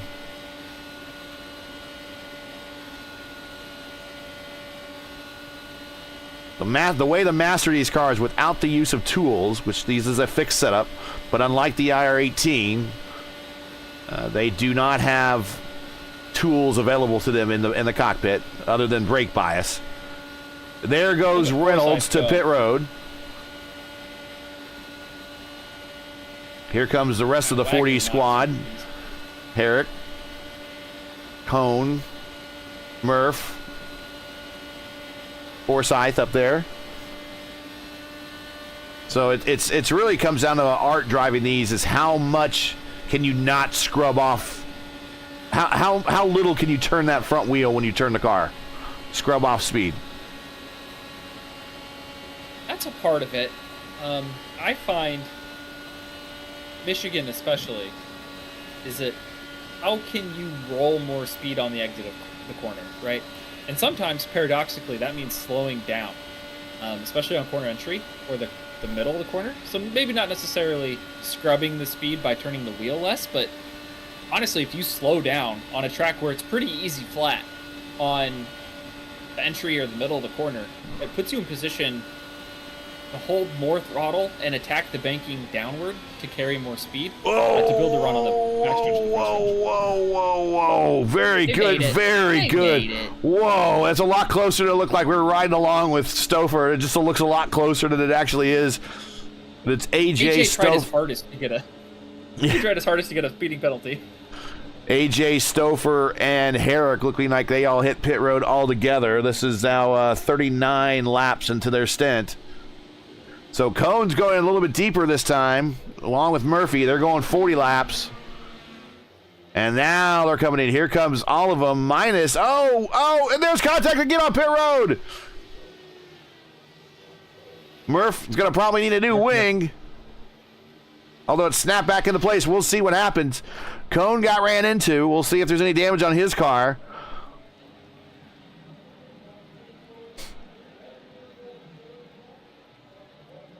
Cohn got a speeding penalty from the momentum transfer from Murphy to Cohn. Oh.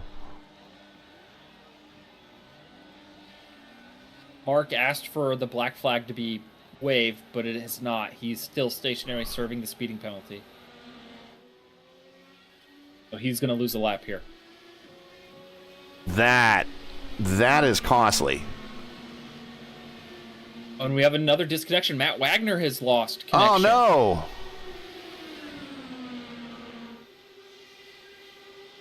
Keep losing 1%. Well, Charlie Teed is your leader after all this. And he has himself a half second over Murph and Peterson and Forsyth.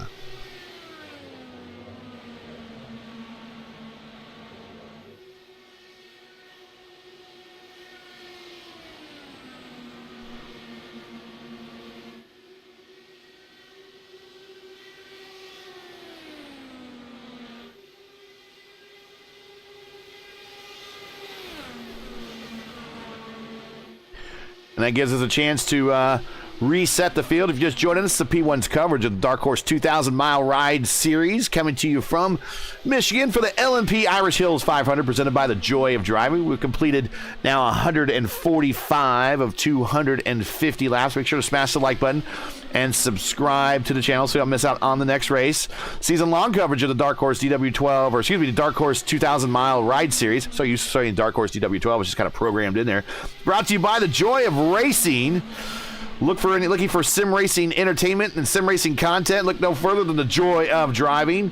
Follow Mark Cohn's racing escapades as he battles for wins, avoids wrecks with cat-like reflexes, all the while providing commentary to make you laugh, cry, or both. Follow along by subscribing to The Joy of Driving on YouTube or like his Facebook page at The Joy of Driving. Thank you, everyone, again. Make sure to like, share, and subscribe. Ring the bell. Yeah, no better way to spend a Sunday afternoon than watching racing, right? Especially when the big boys are out, taking a vacation because of the Olympics. We're here doing what we can to give you a little bit of racing content to fill your weekend. Our next race that I will be broadcasting will be over on FTN tomorrow night, 9:35, the ISRA Xfinity Series on FTN Broadcasting. Again, it's FTN Broadcasting. Check them out on YouTube. Subscribe to their channel. Then on Tuesday, we'll be watching you, Clindy, as the IndyCar Oval Series goes to Gateway, a track that I've won twice at, but I hate it with a passion. That's the top split broadcast at 8:15 p.m. Eastern Time. That's over on the Elite Racing Network. Check that out. Search them out on YouTube and subscribe to their channel. And then also starting Thursday, exclusively over on ERN, I'll be a part of their broadcast team to bring you their next season of their Warriors for Peace IndyCar series, which will kick off approximately about 7:45, 8:15, somewhere in there.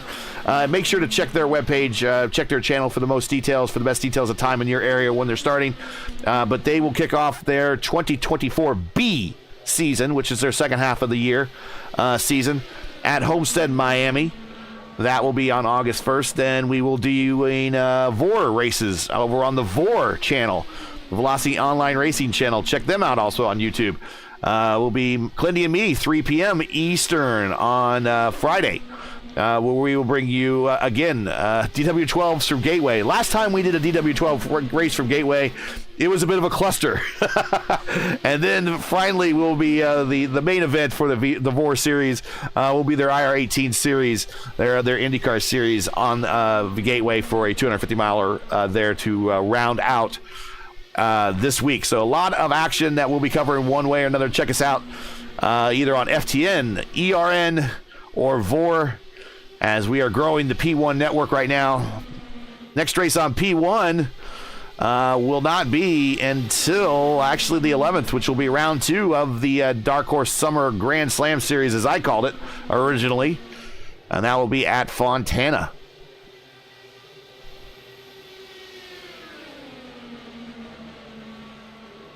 All right, Teed is your leader. Warriors for Peace League. Oh, sorry. Yeah, go ahead. Warriors for Peace IndyCar Series, yeah. Yep, that's also full length, right? It is almost full length. 100% length. Yep, and the defending champion is Jason Brophy. Oh, Look back in the field. Lovern making an aggressive move to the inside. 3 wide with Reynolds and Hysong in the middle. Not too far behind them are Nick Wheeler. Now, I don't know what you got for time, because 100% race leagues take up a lot of time, and we're on a 100% race tonight, as a matter of fact, the 500-miler here for the Dark Horse Series. Lovern almost in the back of Hysong. Boy, if Gary did a great job checking up. Yeah, he did, and I tell you what, if Netcode kicked in, that would have been a perfect time for it. Netcode is horrible with these cars. But yeah, 100% race. If you're not good with sprint races and you prefer to play the long game, 100% races might be your style. There is a small fee to join the series, but anybody listening, check them out at the Elite Racing Network. You could check them out on YouTube, and I believe they have a link somewhere to their Discord, and you could join their league for a small entry fee. You could be a part of that league as well. It's fixed setup, and it's very competitive, and it's a league that's been around for a very, very long time. It might. I don't know. I don't know how it suit your style, Clindy. You might want to give it a shot though. But 100% length is a lot of time commitment. I mean, I ran 6 Indy 500s on Indy 500 weekends. Yeah, but you didn't have a wife at the house at that time. That is true. I understand. I understand what it's like to have the wife around. You can't do all this stuff. Teed, Murphy, Peterson, Hobson, your top 4. Forsyth tacking on to the 5th spot. His teammate in 6th, Reynolds 7th, Lovern 8th. After catching this group, Lovern aggressively working his way up to the front now. He's in 8th. Devin Ramsey in 9th, Hysong in 10th. Just under 100 laps to go. Looking at about 2 more stops to get to the end. Is that right, Clindy? That's exactly right.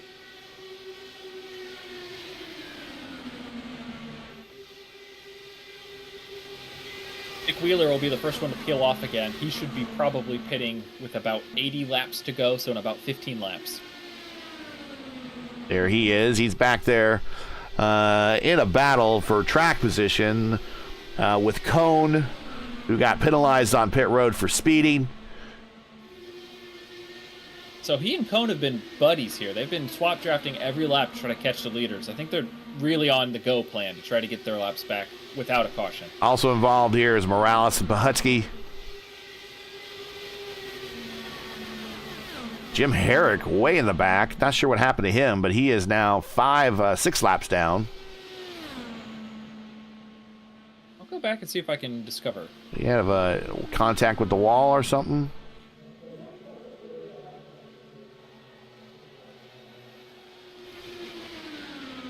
Reynolds around Murphy for 2nd.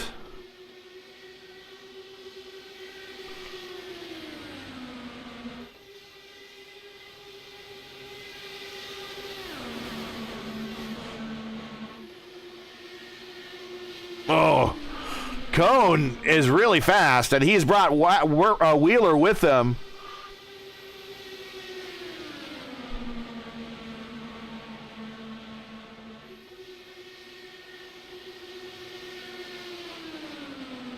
And they are going back to being 1 lap down. They're back on the lead lap, I believe. They might be at the tail end of the lead lap.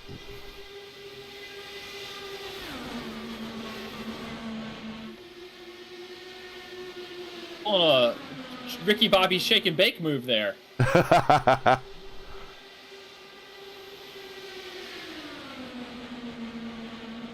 They've got a long way to go if this race goes green to try to make up any sort of time, because as they continue to try to swap like we saw earlier, the field will just stick single file behind them and kind of harvest the lap time that they are creating.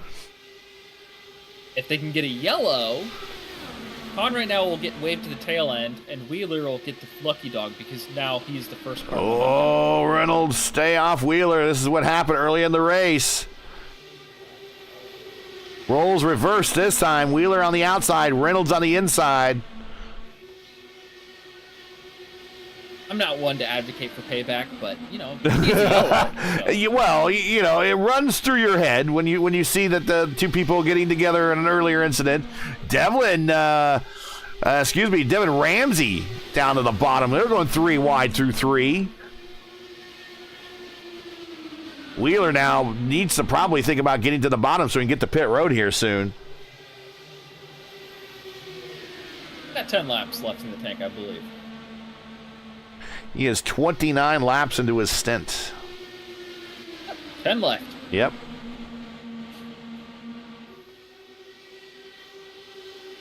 Reynolds to the lead up front, with Cone kind of now in the middle of the battle. He's trying to stay in the lead lap now. That's what Cone's trying to do. And we'll see if Reynolds and Hobson are going to take the same strategy that Murphy did earlier. Just kind of ride behind him, or if they'll try to leapfrog around him.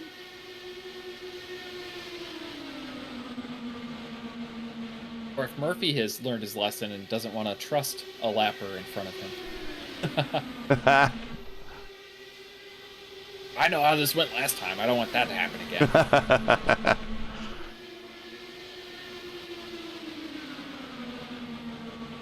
At this point, I should just start listing all of the possible scenarios, so that way I can't say that I jinxed or cursed any one of them.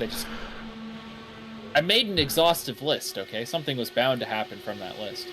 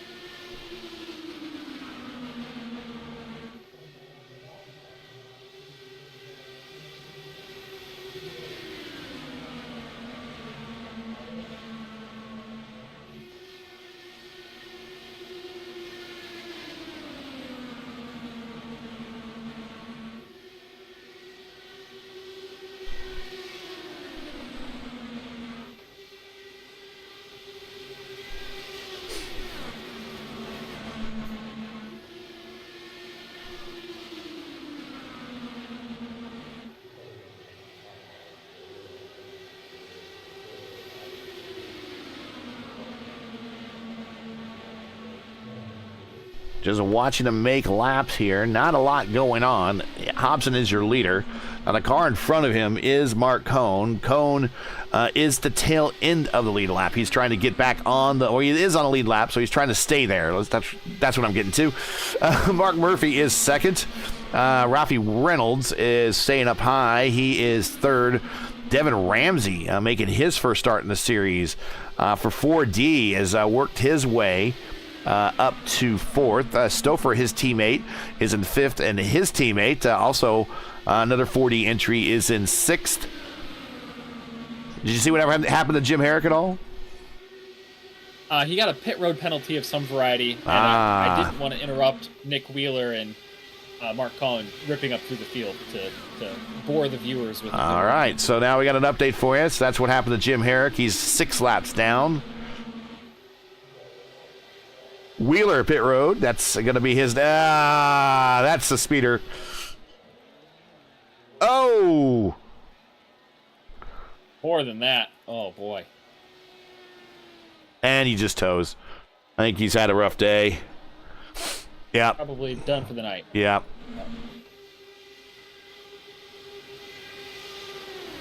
I get it. Trust me, I get it. We've all been there.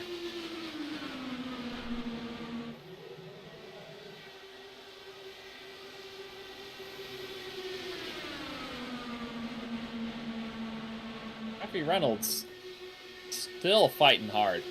I don't think there's been a lap where he's conceded position. I think he's always been scheming to work his way up the pylon.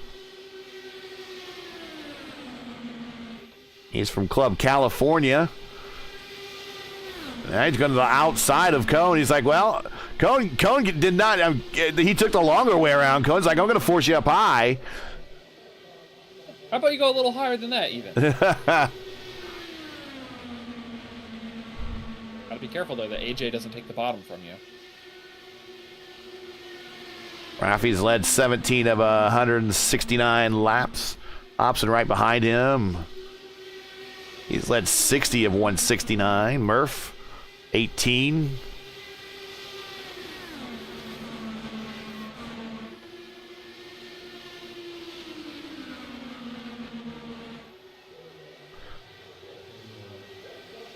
Peterson and Teed side by side. High Song back there, Lovern back there as well. The battle for 7th, 8th, 9th, and 10th. We are within 80 to go. At this point, anyone could pit and then pit again with 40 to go and be totally fine to make it to the finish. So, if teammates or whatever want to start cooking up a strategy, look for that to happen anytime starting now.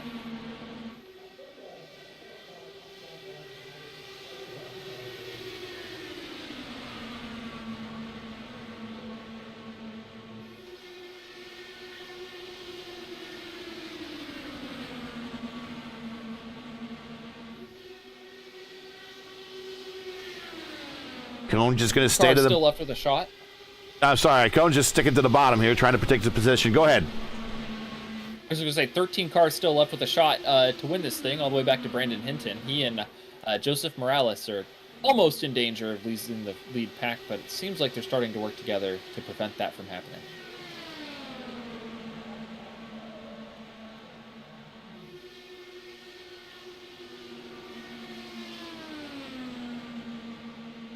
And with Wheeler pulling off, Cone may be able to roll over and not defend staying on the lead lap as difficultly as he has been, because he knows he'll get the lucky dog if there is a yellow, which he basically needs to contend anyway.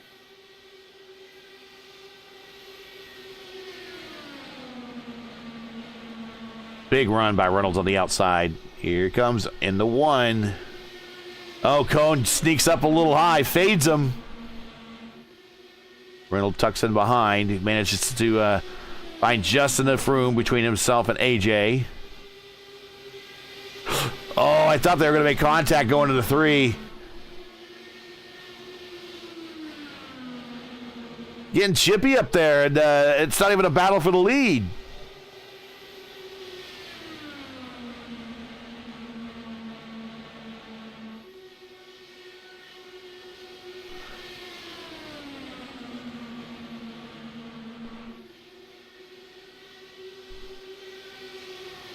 Yeah, Reynolds backing in. He heard clear. He took full advantage of it. He slides in, get a bit of a run, pulls back out, goes to the high side. Not going to be there. What he's doing, though, is he's opening the draft on the high side for Peterson and Teed, who are up there now.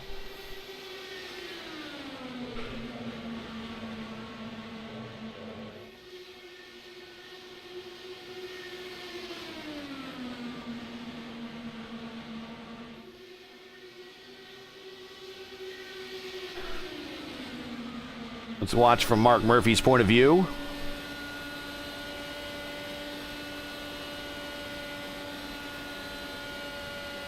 Oh, big run from Murph. I think Rafi's coming to pit road. He is indeed. So this is... Got down to speed cleanly. This is his next last stop? Or this is his last stop? Correct. Last stop. Nope, everyone will need to stop one more time after this. Okay. So you're going to pit now, go to about 212, 215, and then that'll take you to the end. He's doing 35 laps on this stint. So that was pretty good. 38 on the last stint. So he did a little bit further, or a little bit, a little bit shorter. But maybe he's doing that. Who's that? Putski coming to pit road? Yeah, Putski coming to pit road. Maybe come in a little bit earlier, get a shorter fill, save some time. We'll see.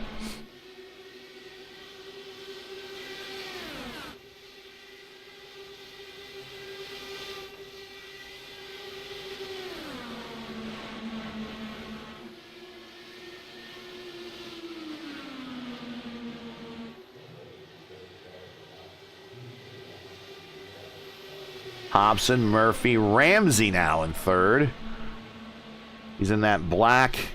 Kind of reminds me of a Brazilian flag, that paint job he's got going on there. Very colorful. Yellow, black. It's kind of a green and blue pattern on the side pods.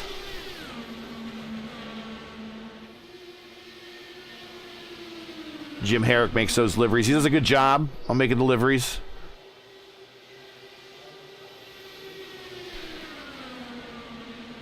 Here is Stouffer, Ramsey's teammate, biding his time, along with Craig Forsyth.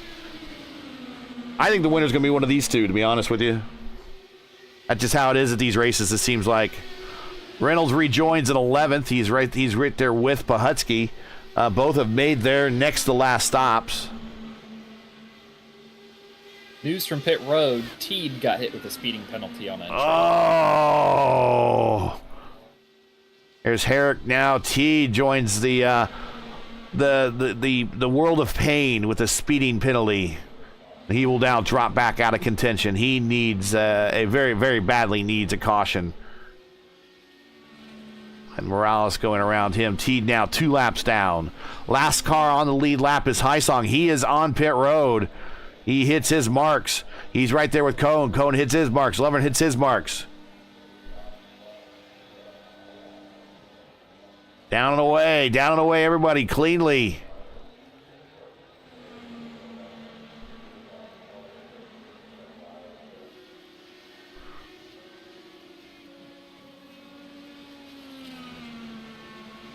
Cone now goes back. Ramsey also sped. Oh, Devin Ramsey also sped. Oh, no. Oh, and AJ misses his spot. And he's trying to find it. And he's still searching. Oh, that's horrible. That's just painful. You go this long into a 500-mile race to kind of give it away. And now there's Stouffer out there. Forsyth coming up off the speed. There goes Stouffer. Peterson coming to pit road. Murph coming up the speed. AJ just now exiting pit road while Murph and Forsyth are on the backstretch. That's how much time he lost finding his box. Oh. This late into a 500-mile race just to be sidelined by that. That is just painful, painful, painful. Here comes Stouffer to pit road. Didn't speed. He's going to be good. Peterson off of pit road. Craig Forsyth is going to pass Peterson to pick up second spot. He needs to come around and get Stouffer.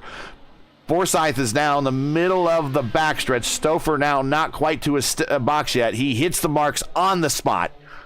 Up on the jacks. New sets of tire. Topping off the tank so he can get to the next stop for the final stop. Down and away. Murph and Forsyth are racing. Murph around Forsyth. Stouffer should be just behind these guys. Yeah, and then we see them just in the back of your picture there. There they are. There they are at full speed. Oh. That was brave. I would have never done that. He was helping his teammate in one hand. On the other one, he was going to make life difficult for Murph. And now we got a 3-car battle to the next pit stop. Gary Lovern and Eric Peterson are within spitting distance. Yeah, they are. And Hysong. Don't rule out Hysong.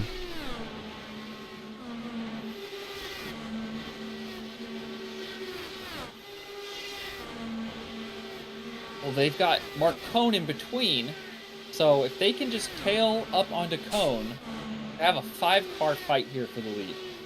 But I think those front three are going to start swapping and work together to make sure it's a 3-car race.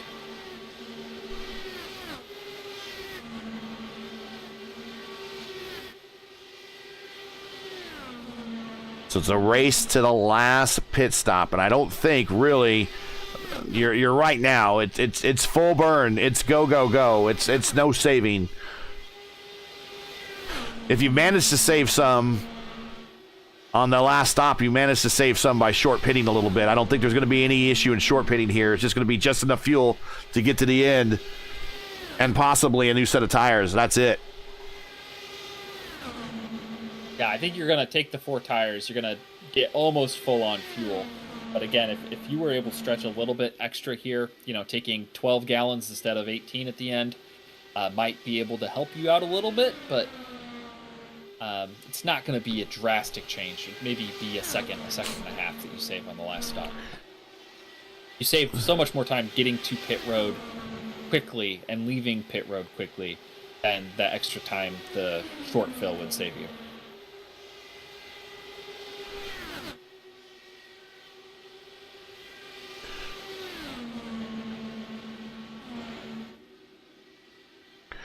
Yari said he went to the pits, wanted to quickly change something on the sound options, and all of a sudden my wheel isn't calibrated, and that's the race for me. I guess that's one of the dangers when you kind of get into one of these races, when you want to get in to change something and for whatever reason a setting's not remembered or whatever, and you come back. Yeah, I know what you're talking about. I think if you could have gotten away with that sound issue, I would have gone the whole 500-mile race with that, whatever that issue was, and dealt with it after.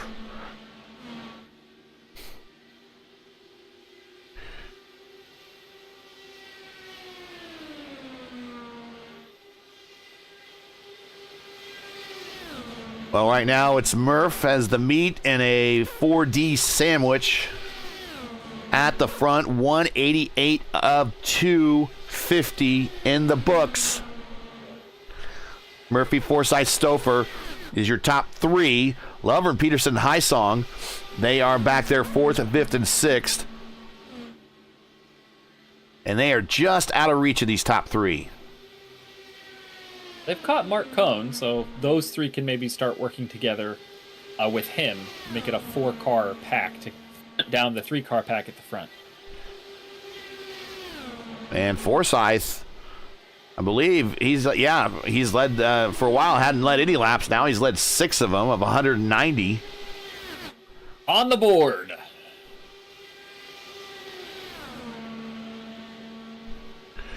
$61 to go.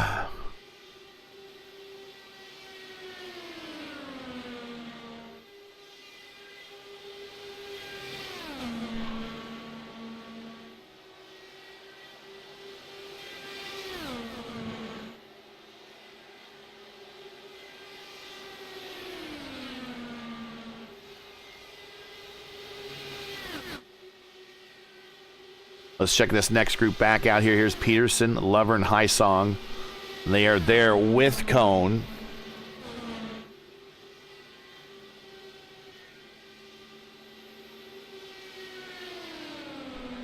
Nick Wheeler, I don't condone rage quitting. But the lack of a yellow, when Rafa decided I didn't belong in several pieces, I belonged in several pieces. Oof. Yeah, I think the deal there is the yellow wasn't going to come out because you went to pit road and that you were out of the racing line. I think that's the thing there. In real racing, he didn't choose to go to pit road. Right. But 100% though, if that was real racing, that would have been a for sure caution, because not only would your car been in multiple pieces on the racetrack, I would question driver safety, and that attenuator would probably have to be repaired in real racing. So that should have been a caution in real racing, but not here in the sim. Yep. So gotcha. Understand. So now this says, the second group has now got it under 3 seconds. I think this front three are going to look to use Jim Herrick as much as they can to add a little bit of extra time. Jim Herrick is a teammate for Forsyth and Stouffer, so if he's going to help them out, he's going to definitely try to. Otherwise, he'll just probably stay out of the way. There he is. We know he has pace. It's in Stouffer and Forsyth's best interest to use Mark Murphy to use a 3-car swap to get as far away from the second pack as possible. Like 3 seconds right now is fine, but if they start gaining any more than that, you've really put yourself in a position where you're no longer guaranteed a podium. And then once Murph is out on an island with these 2 4D cars, they can gang up on him and finish 1-2 at the end.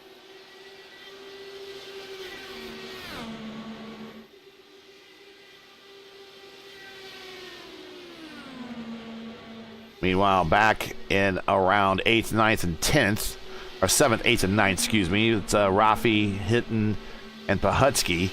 They're all battling it out.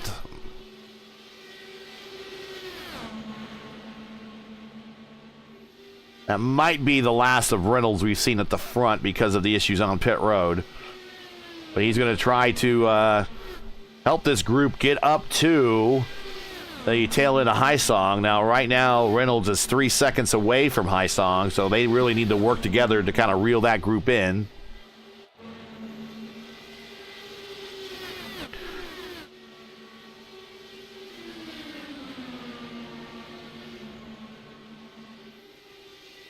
I give you a camera shot. Actually, if we go from Reynolds and we go on his roll bar, there you see those little specks right there. That's the group they're trying to catch.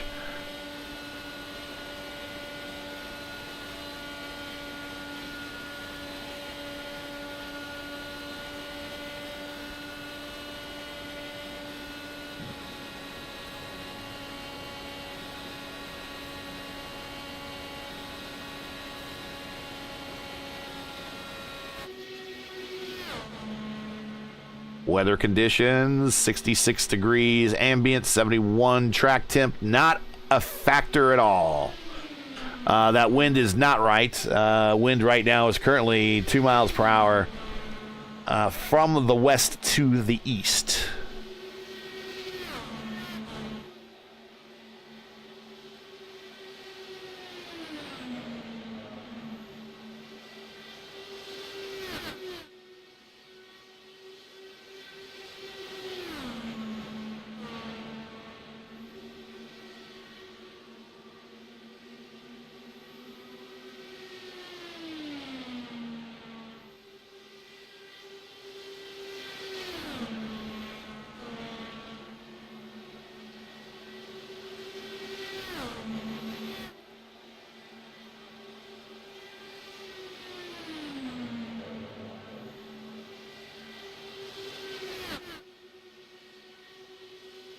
There, Raffi has led 18 laps today when he was up at the front. 18 laps into descent for everybody, just kind of swapping positions, drafting, trying to pull away. This first group is pulled away from the second group by 3.4 seconds now. That second group was kind of cutting into them, but now they're kind of falling back behind. And then the third group is not catching this group, so we're actually stretching out.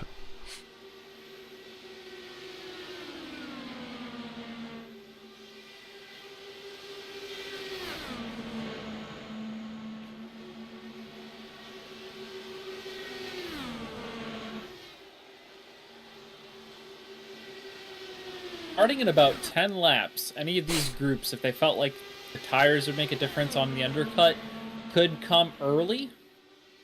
However, I'd expect the leaders to go as late as possible. Yeah. Because they have a big advantage. Like, they can pit now and they won't go a lap down to the rest of the cars on the track. So they can stay out as long as they'd like and trap everyone else out a lap down in the danger zone, as they like to call it on the IndyCar broadcasts. The highway to the danger zone. Yeah, the front group is just faster than the second group. They keep putting half a tenth to a tenth on Lovern, Cohn, and Peterson every lap. This lead group right here, Murph is the former Indy Fixed Series champion. Forsyth has many wins. In the Vore Series, in the Dark Horse Series, in the Lionheart Series. Stouffer, I think Stouffer's a winner at the Lionheart level. And he's my pick. I got all my chips on that 15 car. And even Herrick, who's in 15th and involved, he's a winner at the Lionheart level, albeit in the Lotus 79. But if you can win at the Lionheart level, you've kind of really proven yourself. These top three, and really the four, if you count Herrick working and trying to help his teammates, this is probably the most skilled. Looking up and down to make sure I'm not speaking out of turn here. Yeah, I think this is probably the most skilled group right now in this race. They're all together. And it kind of reminds me of the old Randy Macho Man Savage promo where he's sitting there with Mean Gene and he has a cup of creamer for coffee, and he always talks about how the cream rises to the top. Oh yeah. And that's I always say in these IndyCar races, the cream always at the end rises to the top. Whether your name is Craig Forsyth, Mark Murphy, or Kyle Klindworth, or Robert Malechka, it always seems to be at the end of these races, those are where the names are.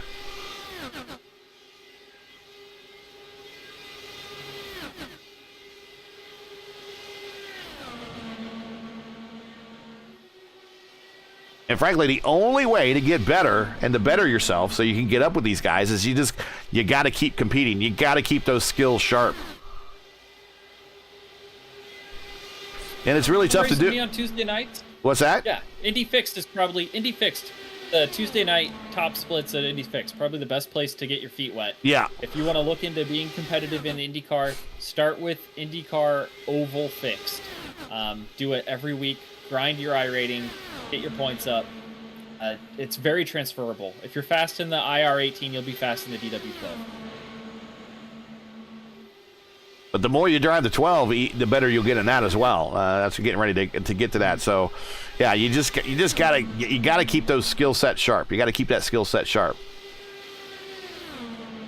That's one of the reasons why when we looked at the Pro Series race, where the IndyCar regulars just finally did a really good job in Indianapolis. First of all, the IndyCar's community regulars, they're amongst the best at oval racing, period. And when you put these cars on oval, you're just kind of feeding that particular strength.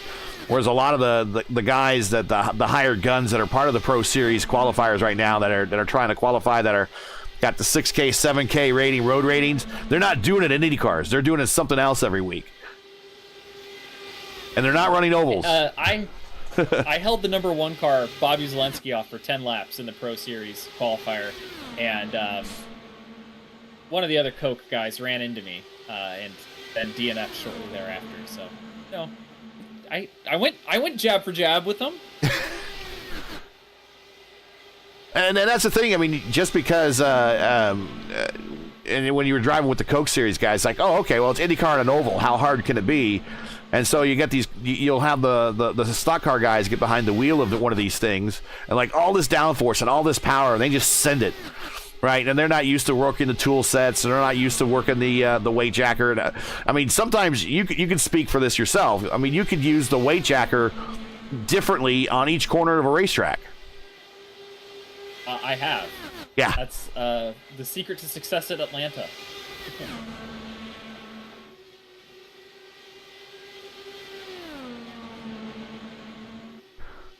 Now, driving the IR18 is not easy. Driving the DW12s is challenging too when you don't have the tool set and you're used to having it there.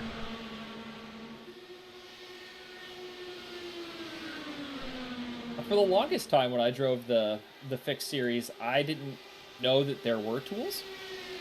So before my iRating got good, right, I didn't know it. I never looked at the block box. I was just like, oh, my relative, whatever.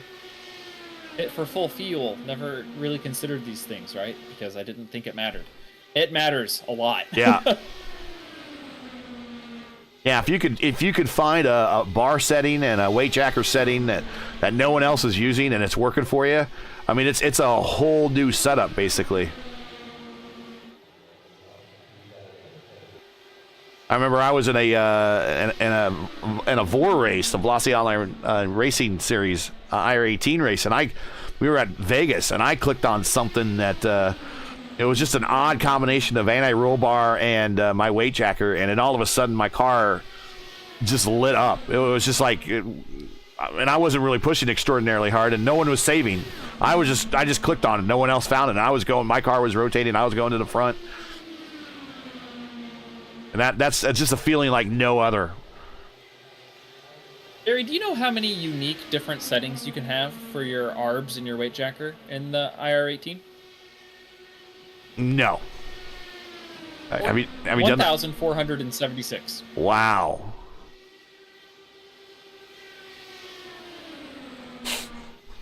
Well, let's go back through the field a little bit. You find the magic number. You got to find the. Go ahead with your thought, but yeah, you got to find that magic number.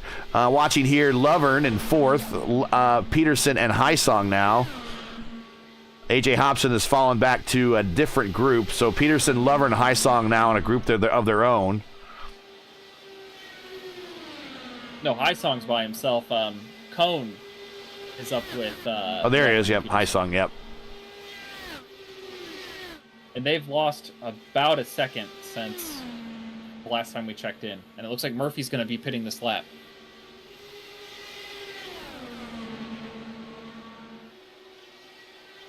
.36 to go. So Murphy's taking the old IndyCar Indianapolis strategy. Pit as soon as your window is open to go full push in clean air. Just in case there's a yellow. Because he's not going... I mean, he might lose a lap to Stouffer and Forsyth, but to no one else.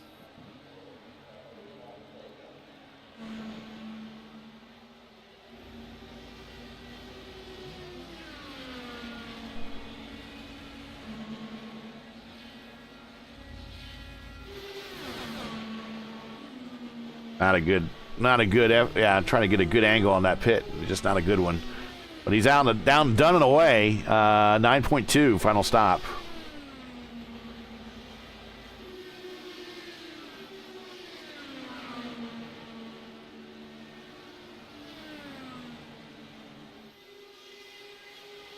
Now it is Stouffer and Forsyth. Actually, it's just the 4D guys.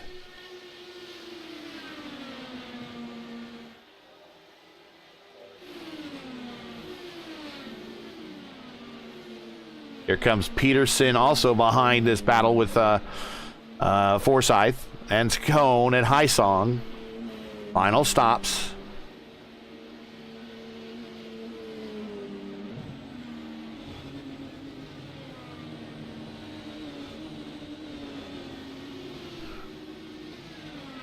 Critical stops here.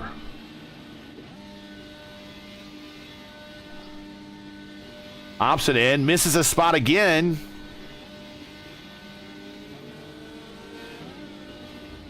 Cone down and away.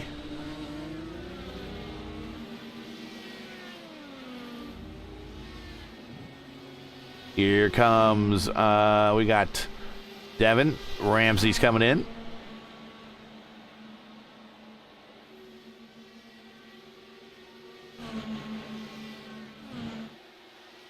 Stouffer still has not stopped. 35 laps into his current stint. And he's losing time. And he has Herrick with him, and they're both on the basically the same strategy.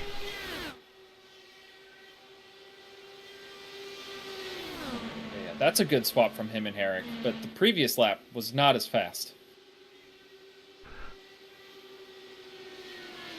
If a caution happens now, it'll leave Stouffer with a lap lead over everybody. Yeah, but Forsyth and Murphy would wave around. Yeah.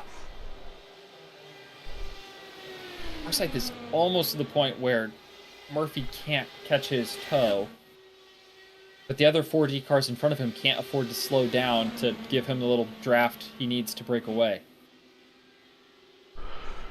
37 laps for Stouffer, deep in this run. Deep in this run. I would expect him to pit road any time now. He may be trying to push as far as possible just to get, you know, a little less fuel and have a lighter tank and fresher tires at the end. Here he is. He maybe comes in a lap earlier than his teammate Herrick there, just to give him a clean pit road.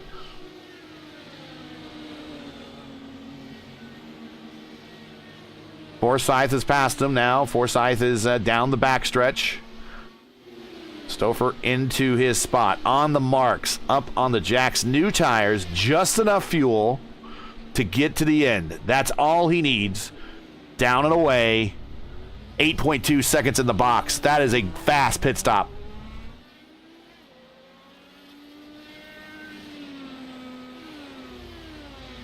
He's gonna be ahead of Forsyth here. By a lot. But Forsyth has a full head of steam.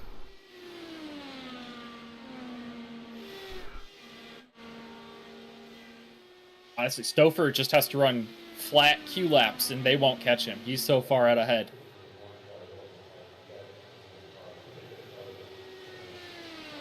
And then if Forsyth just refuses to work with Murphy, if they don't swap draft, Peterson and Cone are behind, but Cone's a lap down. They might catch Forsyth and Murphy, but Stouffer should be untouchable should this go green.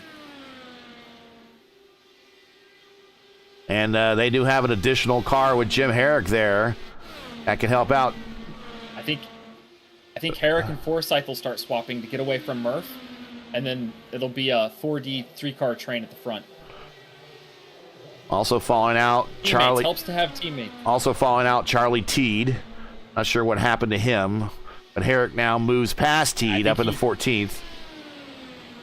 He called it quits once he got his speeding penalty, I believe. Okay.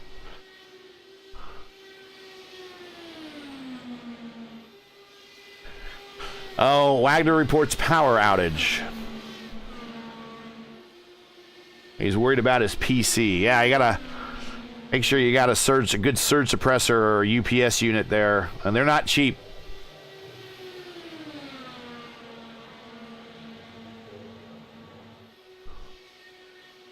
You can buy a cheap one, but if you want a quality one that's actually going to protect your PC, they're not cheap. And most people, they use the battery backups like, oh, I can still keep running. No, that's not the idea. The idea when you have a battery backup is so you can gracefully shut your machine down so you don't have to worry about it using up the entire battery. Forsyth is really trying to work with Herrick. Murph is still there. He's 9/10 back from Forsyth, so he's within the envelope. Now he's right at the edge of it now. 25 to go, give or take. I think it's more like 26 there. Yep. And Wagner calls it a mechanical failure. Yeah, we've had a number of mechanicals, from wheels to power outages tonight. 14 cars still running. We started this race with 19. Not a bad field for those that want to show up for a Sunday evening to do a 500-mile race. This shows you how fun these cars are to drive. If you're watching, you like this type of thing, make sure to join the Dark Horse Discord. The link is in the description. Sign up for the series. There's 3 races after this. A lot of time in between each race. Plenty of time to practice. Next race on the schedule is Fontana, then Pocono, then Indianapolis. Just a 4-race schedule. Like I said, it's a Grand Slam tour of the IndyCar Triple Crown. Stouffer by himself by 1.5 seconds with 24 to go. I'm nervous about my bet, Gary. I told you where I thought the winner was going to come from.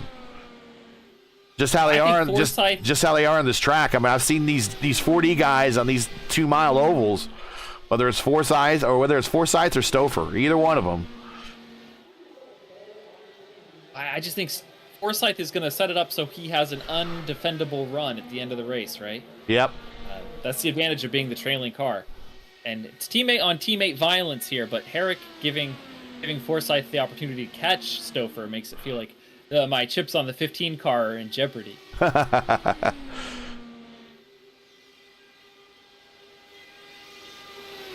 Whereas Murphy, I think, not necessarily threw the race away, but put himself in a position to get taken advantage of by teammates by not pitting with them. He should have done everything he could have to stick on the bumpers of the 4D cars. That way he could pit with them and stay in their draft no matter what, come heck or high water.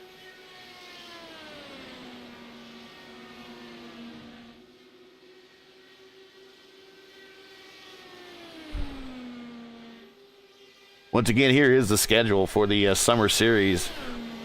August 11th is Auto Club, then September 8th is Pocono, and September 22nd is Indianapolis. 6 p.m. the session opens. You have this 1 hour for qualifying, for practice, then qualifying's 10 minutes. There'll be 2 laps each, 2-lap average each at Michigan Auto Club and Pocono, and a 4-lap average at Indianapolis when they get there in September.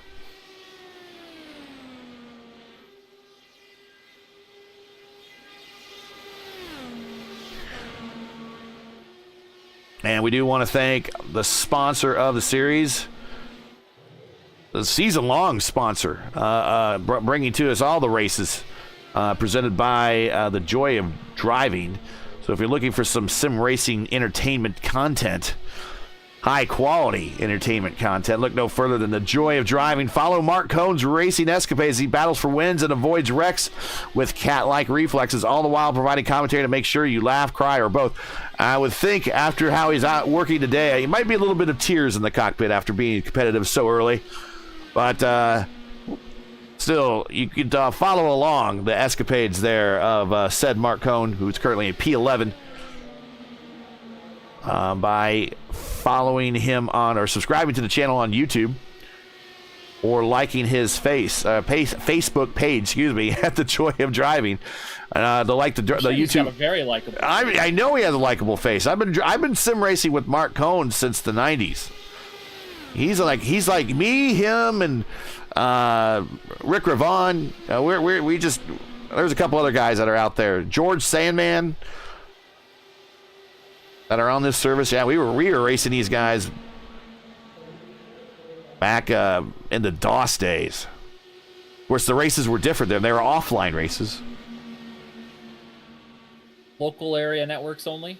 You could do a modem, and you could do a 1v1 type thing in IndyCar Racing 2, but you weren't racing. You didn't get a chance to race a full field until NASCAR Racing 2003 came out, and by that time I was kind of out of it because, well, I didn't want to race NASCAR. And they did have like IndyCar plugins that you could use for NASCAR to make the cars look like Indy cars. They just didn't behave very well, and they behaved more like stock cars than they did Indy cars.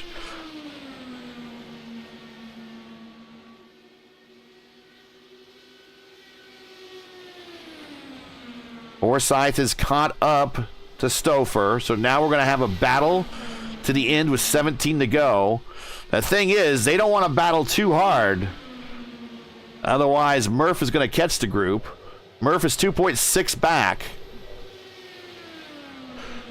They should probably swap for 5 laps, and then I think they can't be caught.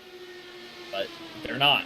They're not swapping. And I don't know how Jim Herrick wants to settle this. If he just stay up there for a photo moment when they all cross the start-finish line for the win, or does he go back and start maybe holding off Murphy a little bit if he gets closer? And there's nothing wrong with team orders, folks. I mean, it's all part of. People don't like it. I know NASCAR folks don't like them. And I thought the team order for McLaren at Hungary was very dumb. I think in Formula One it's atrocious. Yeah, when they tell you to park or turn out, like just let your teammate by. Yeah, no way. And that's the thing with Formula One racing. Your number one competitor is your teammate above all else. It's your teammate. Yeah. IndyCar racing teammates are a little bit different. The family's a little bit happier when it comes to IndyCar racing. Scotty Mack wasn't too happy with Will Power. No, that's what we call fratricide. As the old saying goes, there's 2 rules to racing your teammate. Rule 1, don't wreck your teammate. Rule 2 is refer back to Rule 1. That's how important Rule 1 is.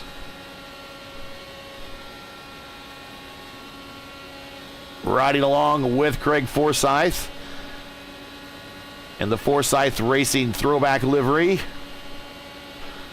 Should be mentioned that no relation, but he'll take all the credit for IndyCar staying at Long Beach. Of course, Craig streams all of his races online as well. Anyone has a double stream up, tell Craig we said hi.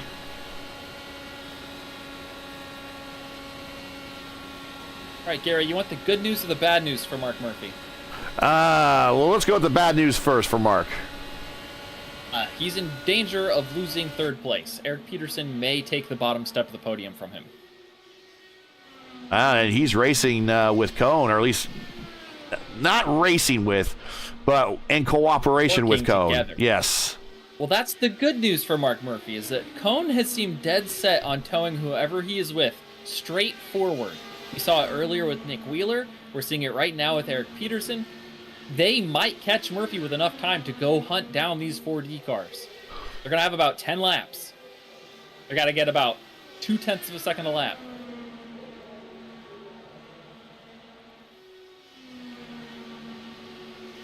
The 4D cars aren't swapping, so they could get this done. I'll tell you what, though. Eric Peterson has 81 starts in this series. 81. No wins. 13 top 5s, 38 top 10s. So a podium finish for him would be fantastic on this night here at the LPM Irish Hills 500.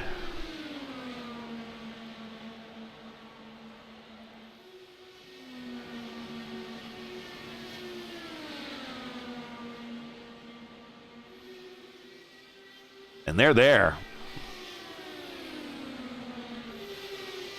Now, if I were Chris or Craig, Stouffer and Forsyth, I would ask very nicely for Jim Herrick to pull off. The extra 2/10 or 3/10 that he is behind them will allow the 3 cars behind to catch that much faster if they do. If they're not going to be swapping, he's only a liability there, running in 3rd on track, but not in 3rd place. Well, in about 3 laps, 2 laps maybe, he cannot proceed or he cannot go any higher, so he might as well just kind of park it if he wants to. Yeah, Murphy, he's not going to come back here and run defense actively. He's actually hurting his teammates running right behind. Murphy is now 2.5 back. 9 to go. That was half a second. 8 to go. That was half a second that lap. They're going to catch the 4D cars.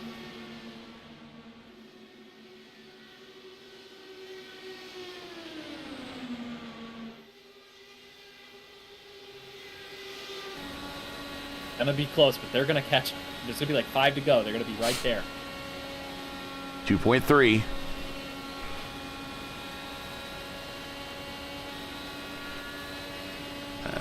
The strategists haven't reached down to the team yet to let them know to maybe send Herrick back.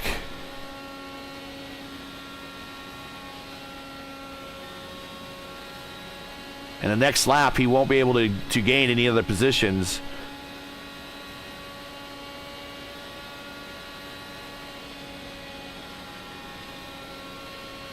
Nothing against Eric Peterson. Eric Peterson's done a great job, but Murphy and Cone together are putting down some very fast lap times with their swaps. They're very, very good.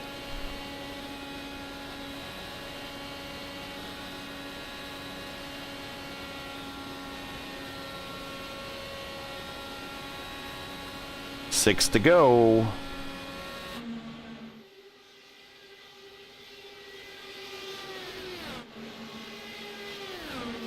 And they bring Peterson along.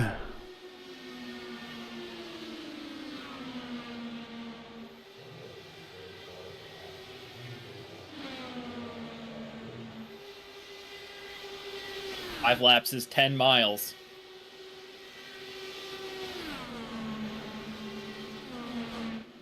These cars do it in just under 5 minutes. Here comes Forsyth looking to the high side. Have they decided that the play time is over, cooperation time is over, and it's time to go? Peterson stepping out of the second group. If the 4D cars are side by side at all, Murphy and Cone are going to catch up even faster.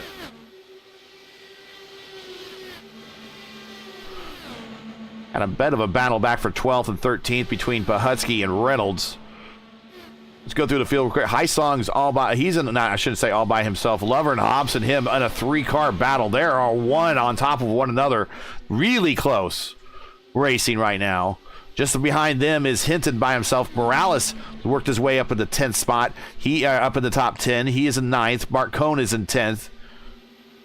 Devin Ramsey getting down out of the way. He is in 12th or 11th, 1 lap down.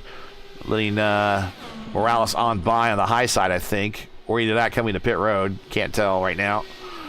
Nope, just letting going down low. Let's get back up to the front. 3 to go. Oh, all right, there. Okay, there is Herrick. Down on the apron, out of the way. Might be too late. Murphy, 1 second. 1 second, 1.1. 2 to go. Got 2 laps to make it up.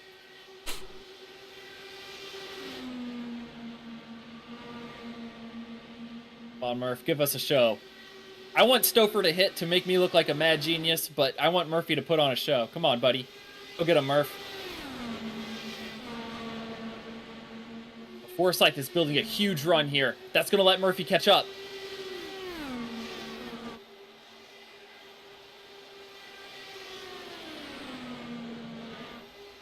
White flag in the That's air. the last lap. Teammates at the top. Now playtime's over. Big run by Craig up high. Going through 1 and 2 up high. Going to get a good run down the backstretch. Stouffer down low. Nowhere to go. He's going to pinch him down low. Going into 3. Craig to the lead. Going into 3. Here comes Stouffer fighting down on the bottom side by side through 3 and 4. One more turn to go.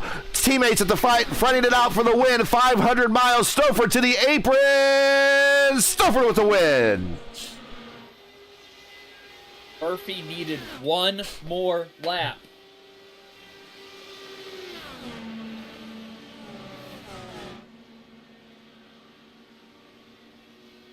Commentator's curse was victorious. I cursed the winner with a win.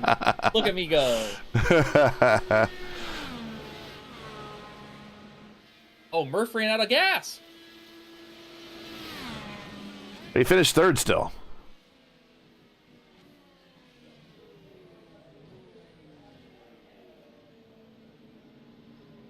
By a nose over Peterson. Just the front real well. All it needed.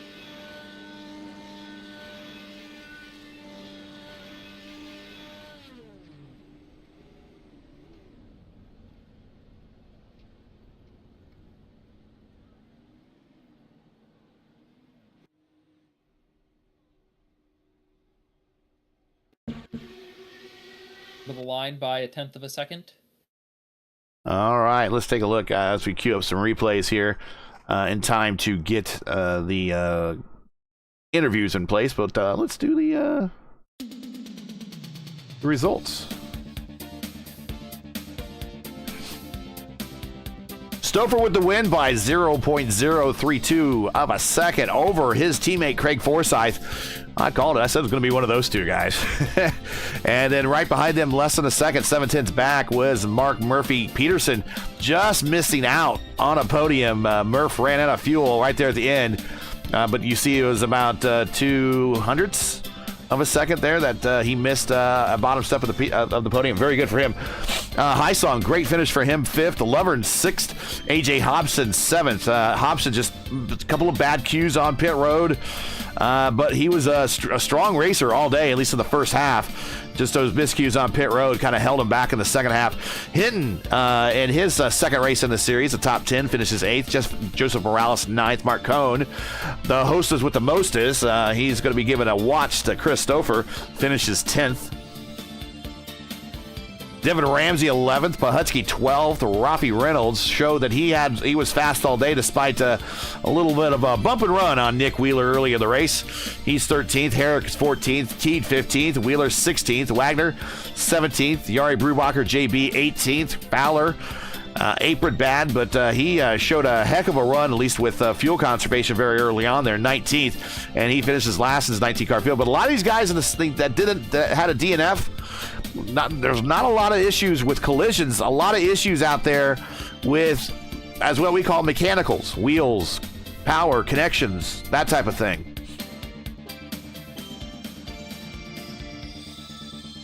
A heat wave must be affecting people's equipment and their hardware, making Michigan the survival race it was in real life. Yeah. Attrition-based equipment failures.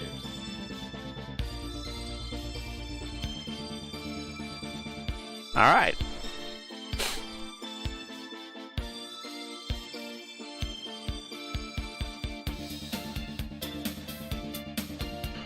Let's take a look here and see who we can bring into the interview room. And Mark Murphy's already, man. That's how he is. He's like, business is done. Head to the interview room. He knows the deal. He knows the deal. And here he is, Mark Murphy. Murph with a P3. We were thinking that another lap or two, you would have caught that top group.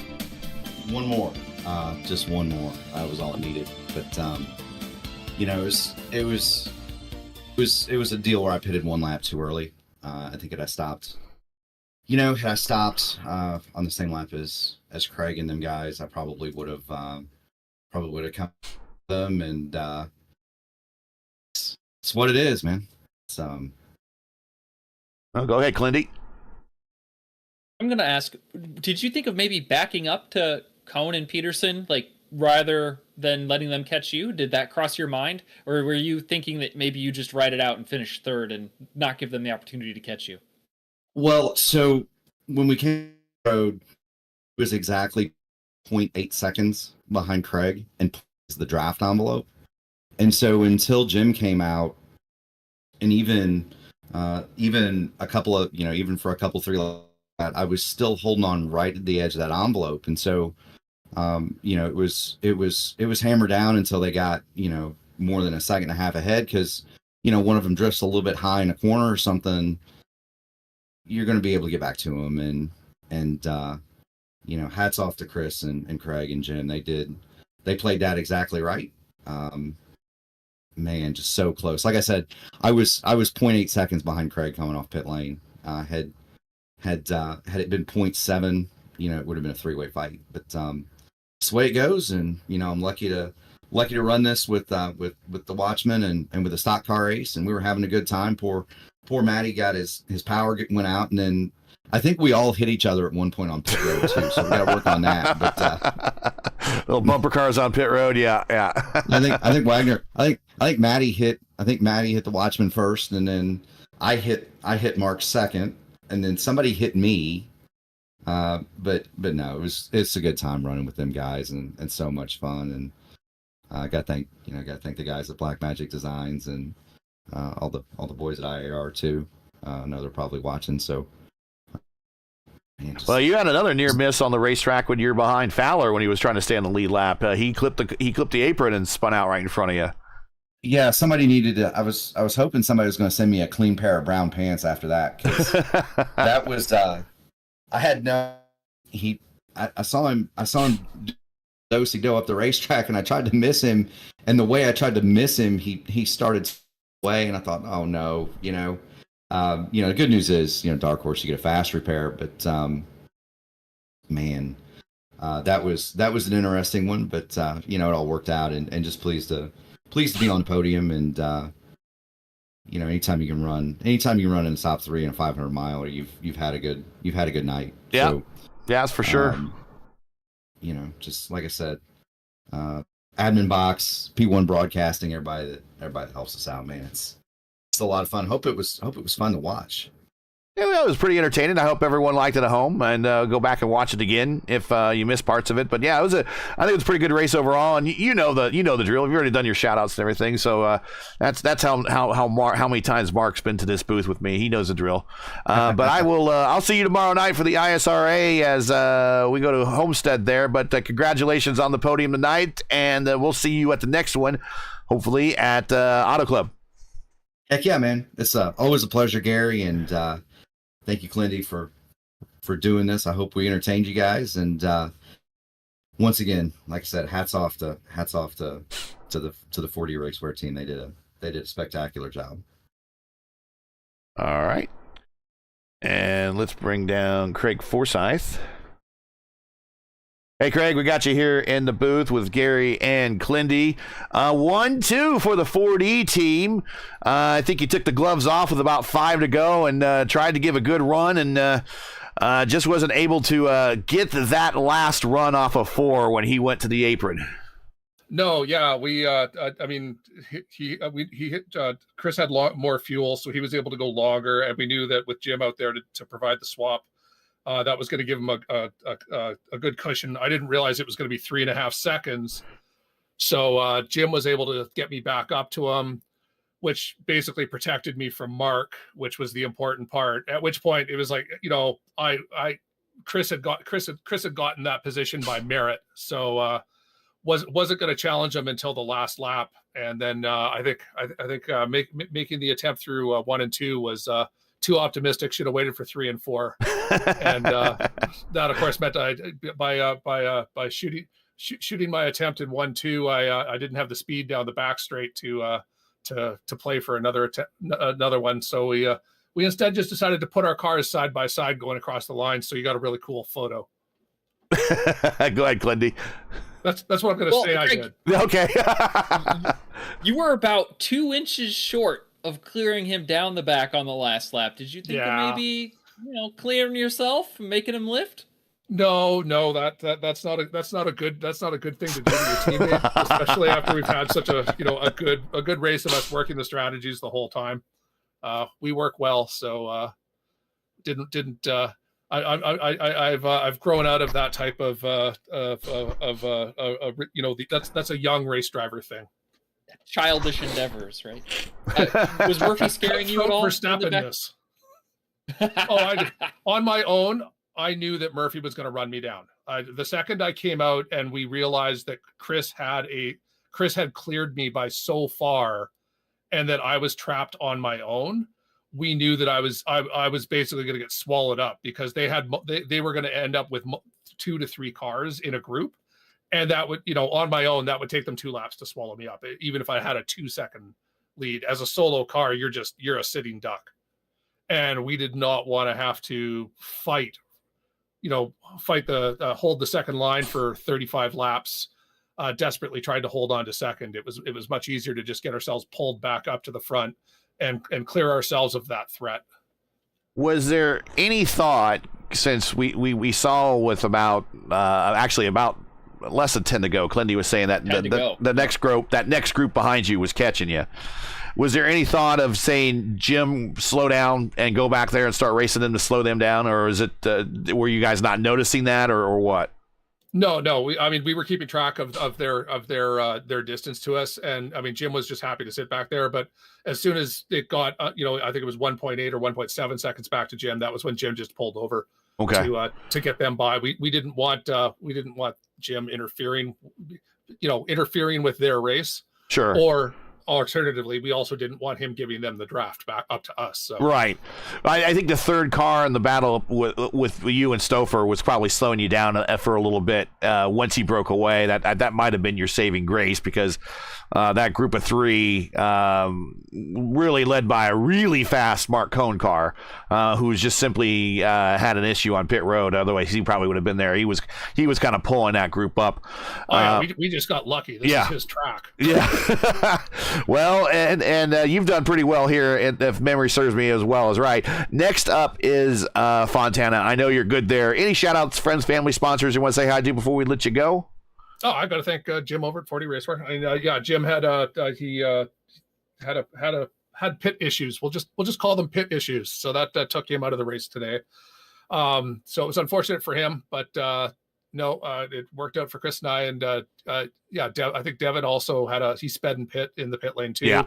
But that made the 4 of us coming in for 40 Raceway. So we got a good result for both Chris and I.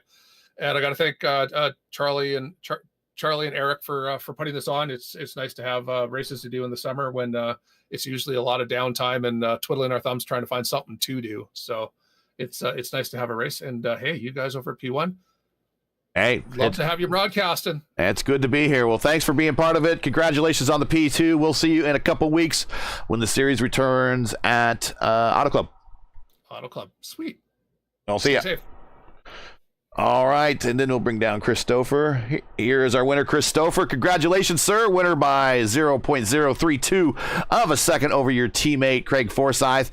But that entire last run, man, really was yours, highlighted by a great final stop.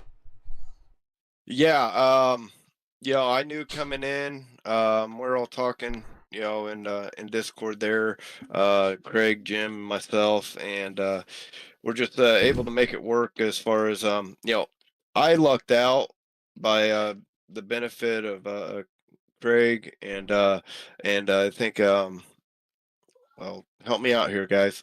Mark, Craig and Mark, yes, Craig and Mark swap drafted, and I just got to sit behind them and save some fuel, and that's what really helped me out on that last pit stop. Was I didn't need to take as much to get to the end, and I came out with that nice lead, and then Craig and Jim came up there, and it was really just fighter formation to the end.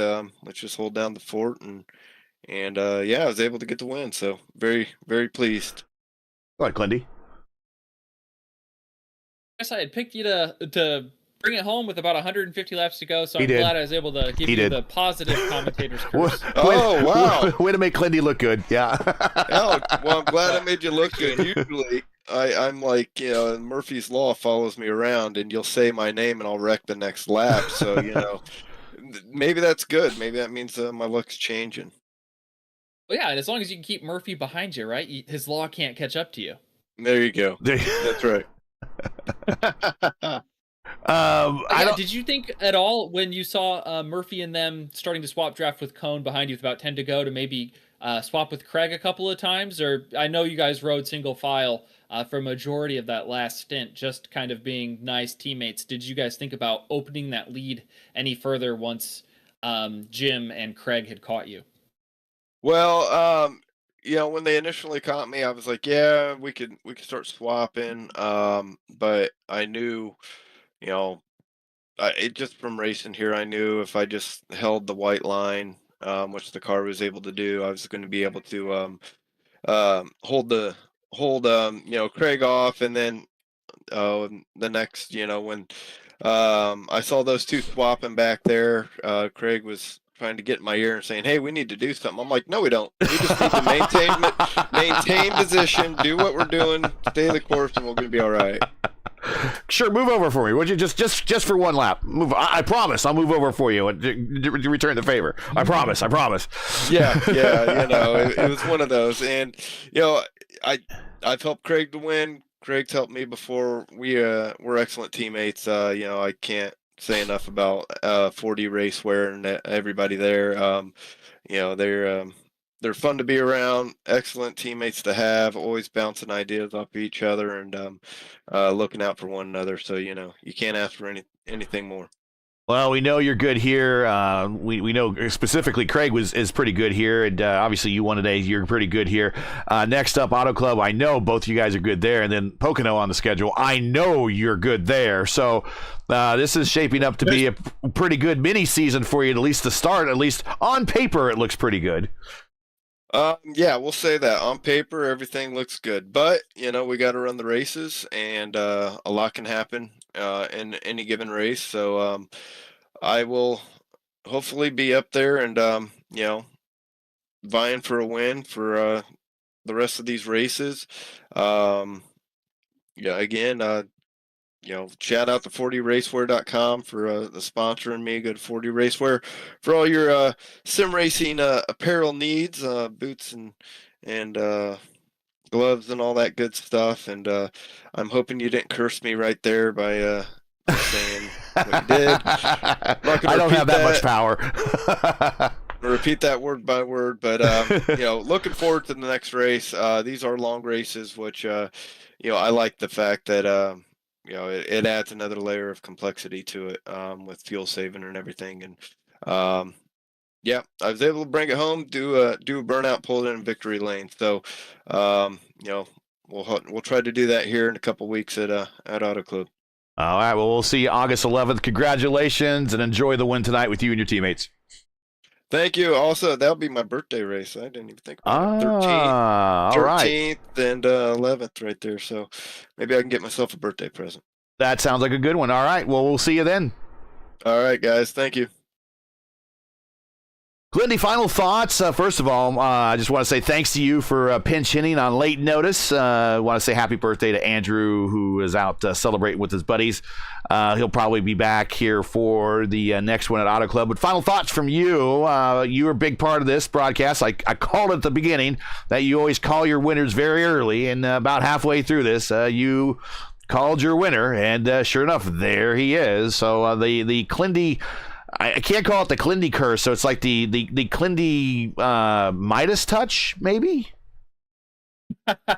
Well, here's touch? to me hoping, right? Hopefully halfway on Tuesday night, I can overcome and say, I'm going to win this race, and I'll be right. I did the opposite to myself Tuesday night at Indianapolis. The second to last caution I was leading, I said, you know what? I'm happy with a podium, and I feel like that's where I'm going to be. I don't know which step. I shouldn't have said anything. I should have just raced as hard as I could have with Antonio. But, it's always good to see teamwork win the day. And I'm so glad that Chris and Craig were able to bring it home. So thanks for having me today, Gary. It was a fun race. I had a lot of fun here. I love these longer races. It lets you really analyze and pick out the cars you think that are running better than everyone else. And the eye for talent that I have and that you have, I think really gets to shine when we get to look at cars for a longer period of time. Yeah, I always raced well in longer races, and you can kind of see the story. I'm not a big chess player, but for some reason the whole 3D or 4D aspect of playing chess here on IndyCar racing just seems to play out a lot more logical fashion. And once you can figure it out, you can really kind of pick out who the comers and goers, but every now and then you get a wild card in there. And I think we saw some guys that were up there competing that we normally haven't seen in a while up here competing. And I think that's a good sign for the rest of this little mini season. So I'm pretty excited to see the rest of it, but I'm very thankful to have been working with you today. Congratulations on being a part of this. And I want to wish you good luck at Gateway on Tuesday. Thank you, my man. Thanks for having me. And also good to see some new faces as well, not just faces you don't see all the time. People who made their first start today showed up and did well as well. Yep, you got it. So that's it today, or for tonight. Once again, your podium from Michigan is Christopher with the win. Craig Forsyth, his teammate, is second by 0.032 of a second. And Mark Murphy bringing home the bottom step of the podium there in third.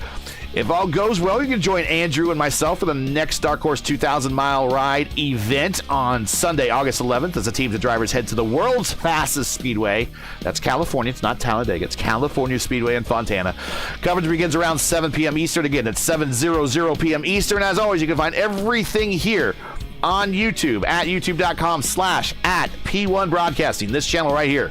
Best thing to do is just subscribe, and I'll tell you all about that here in a second. Now, as you know, the YouTube algorithm game is not easy, so please help support P1 at the weekly grind.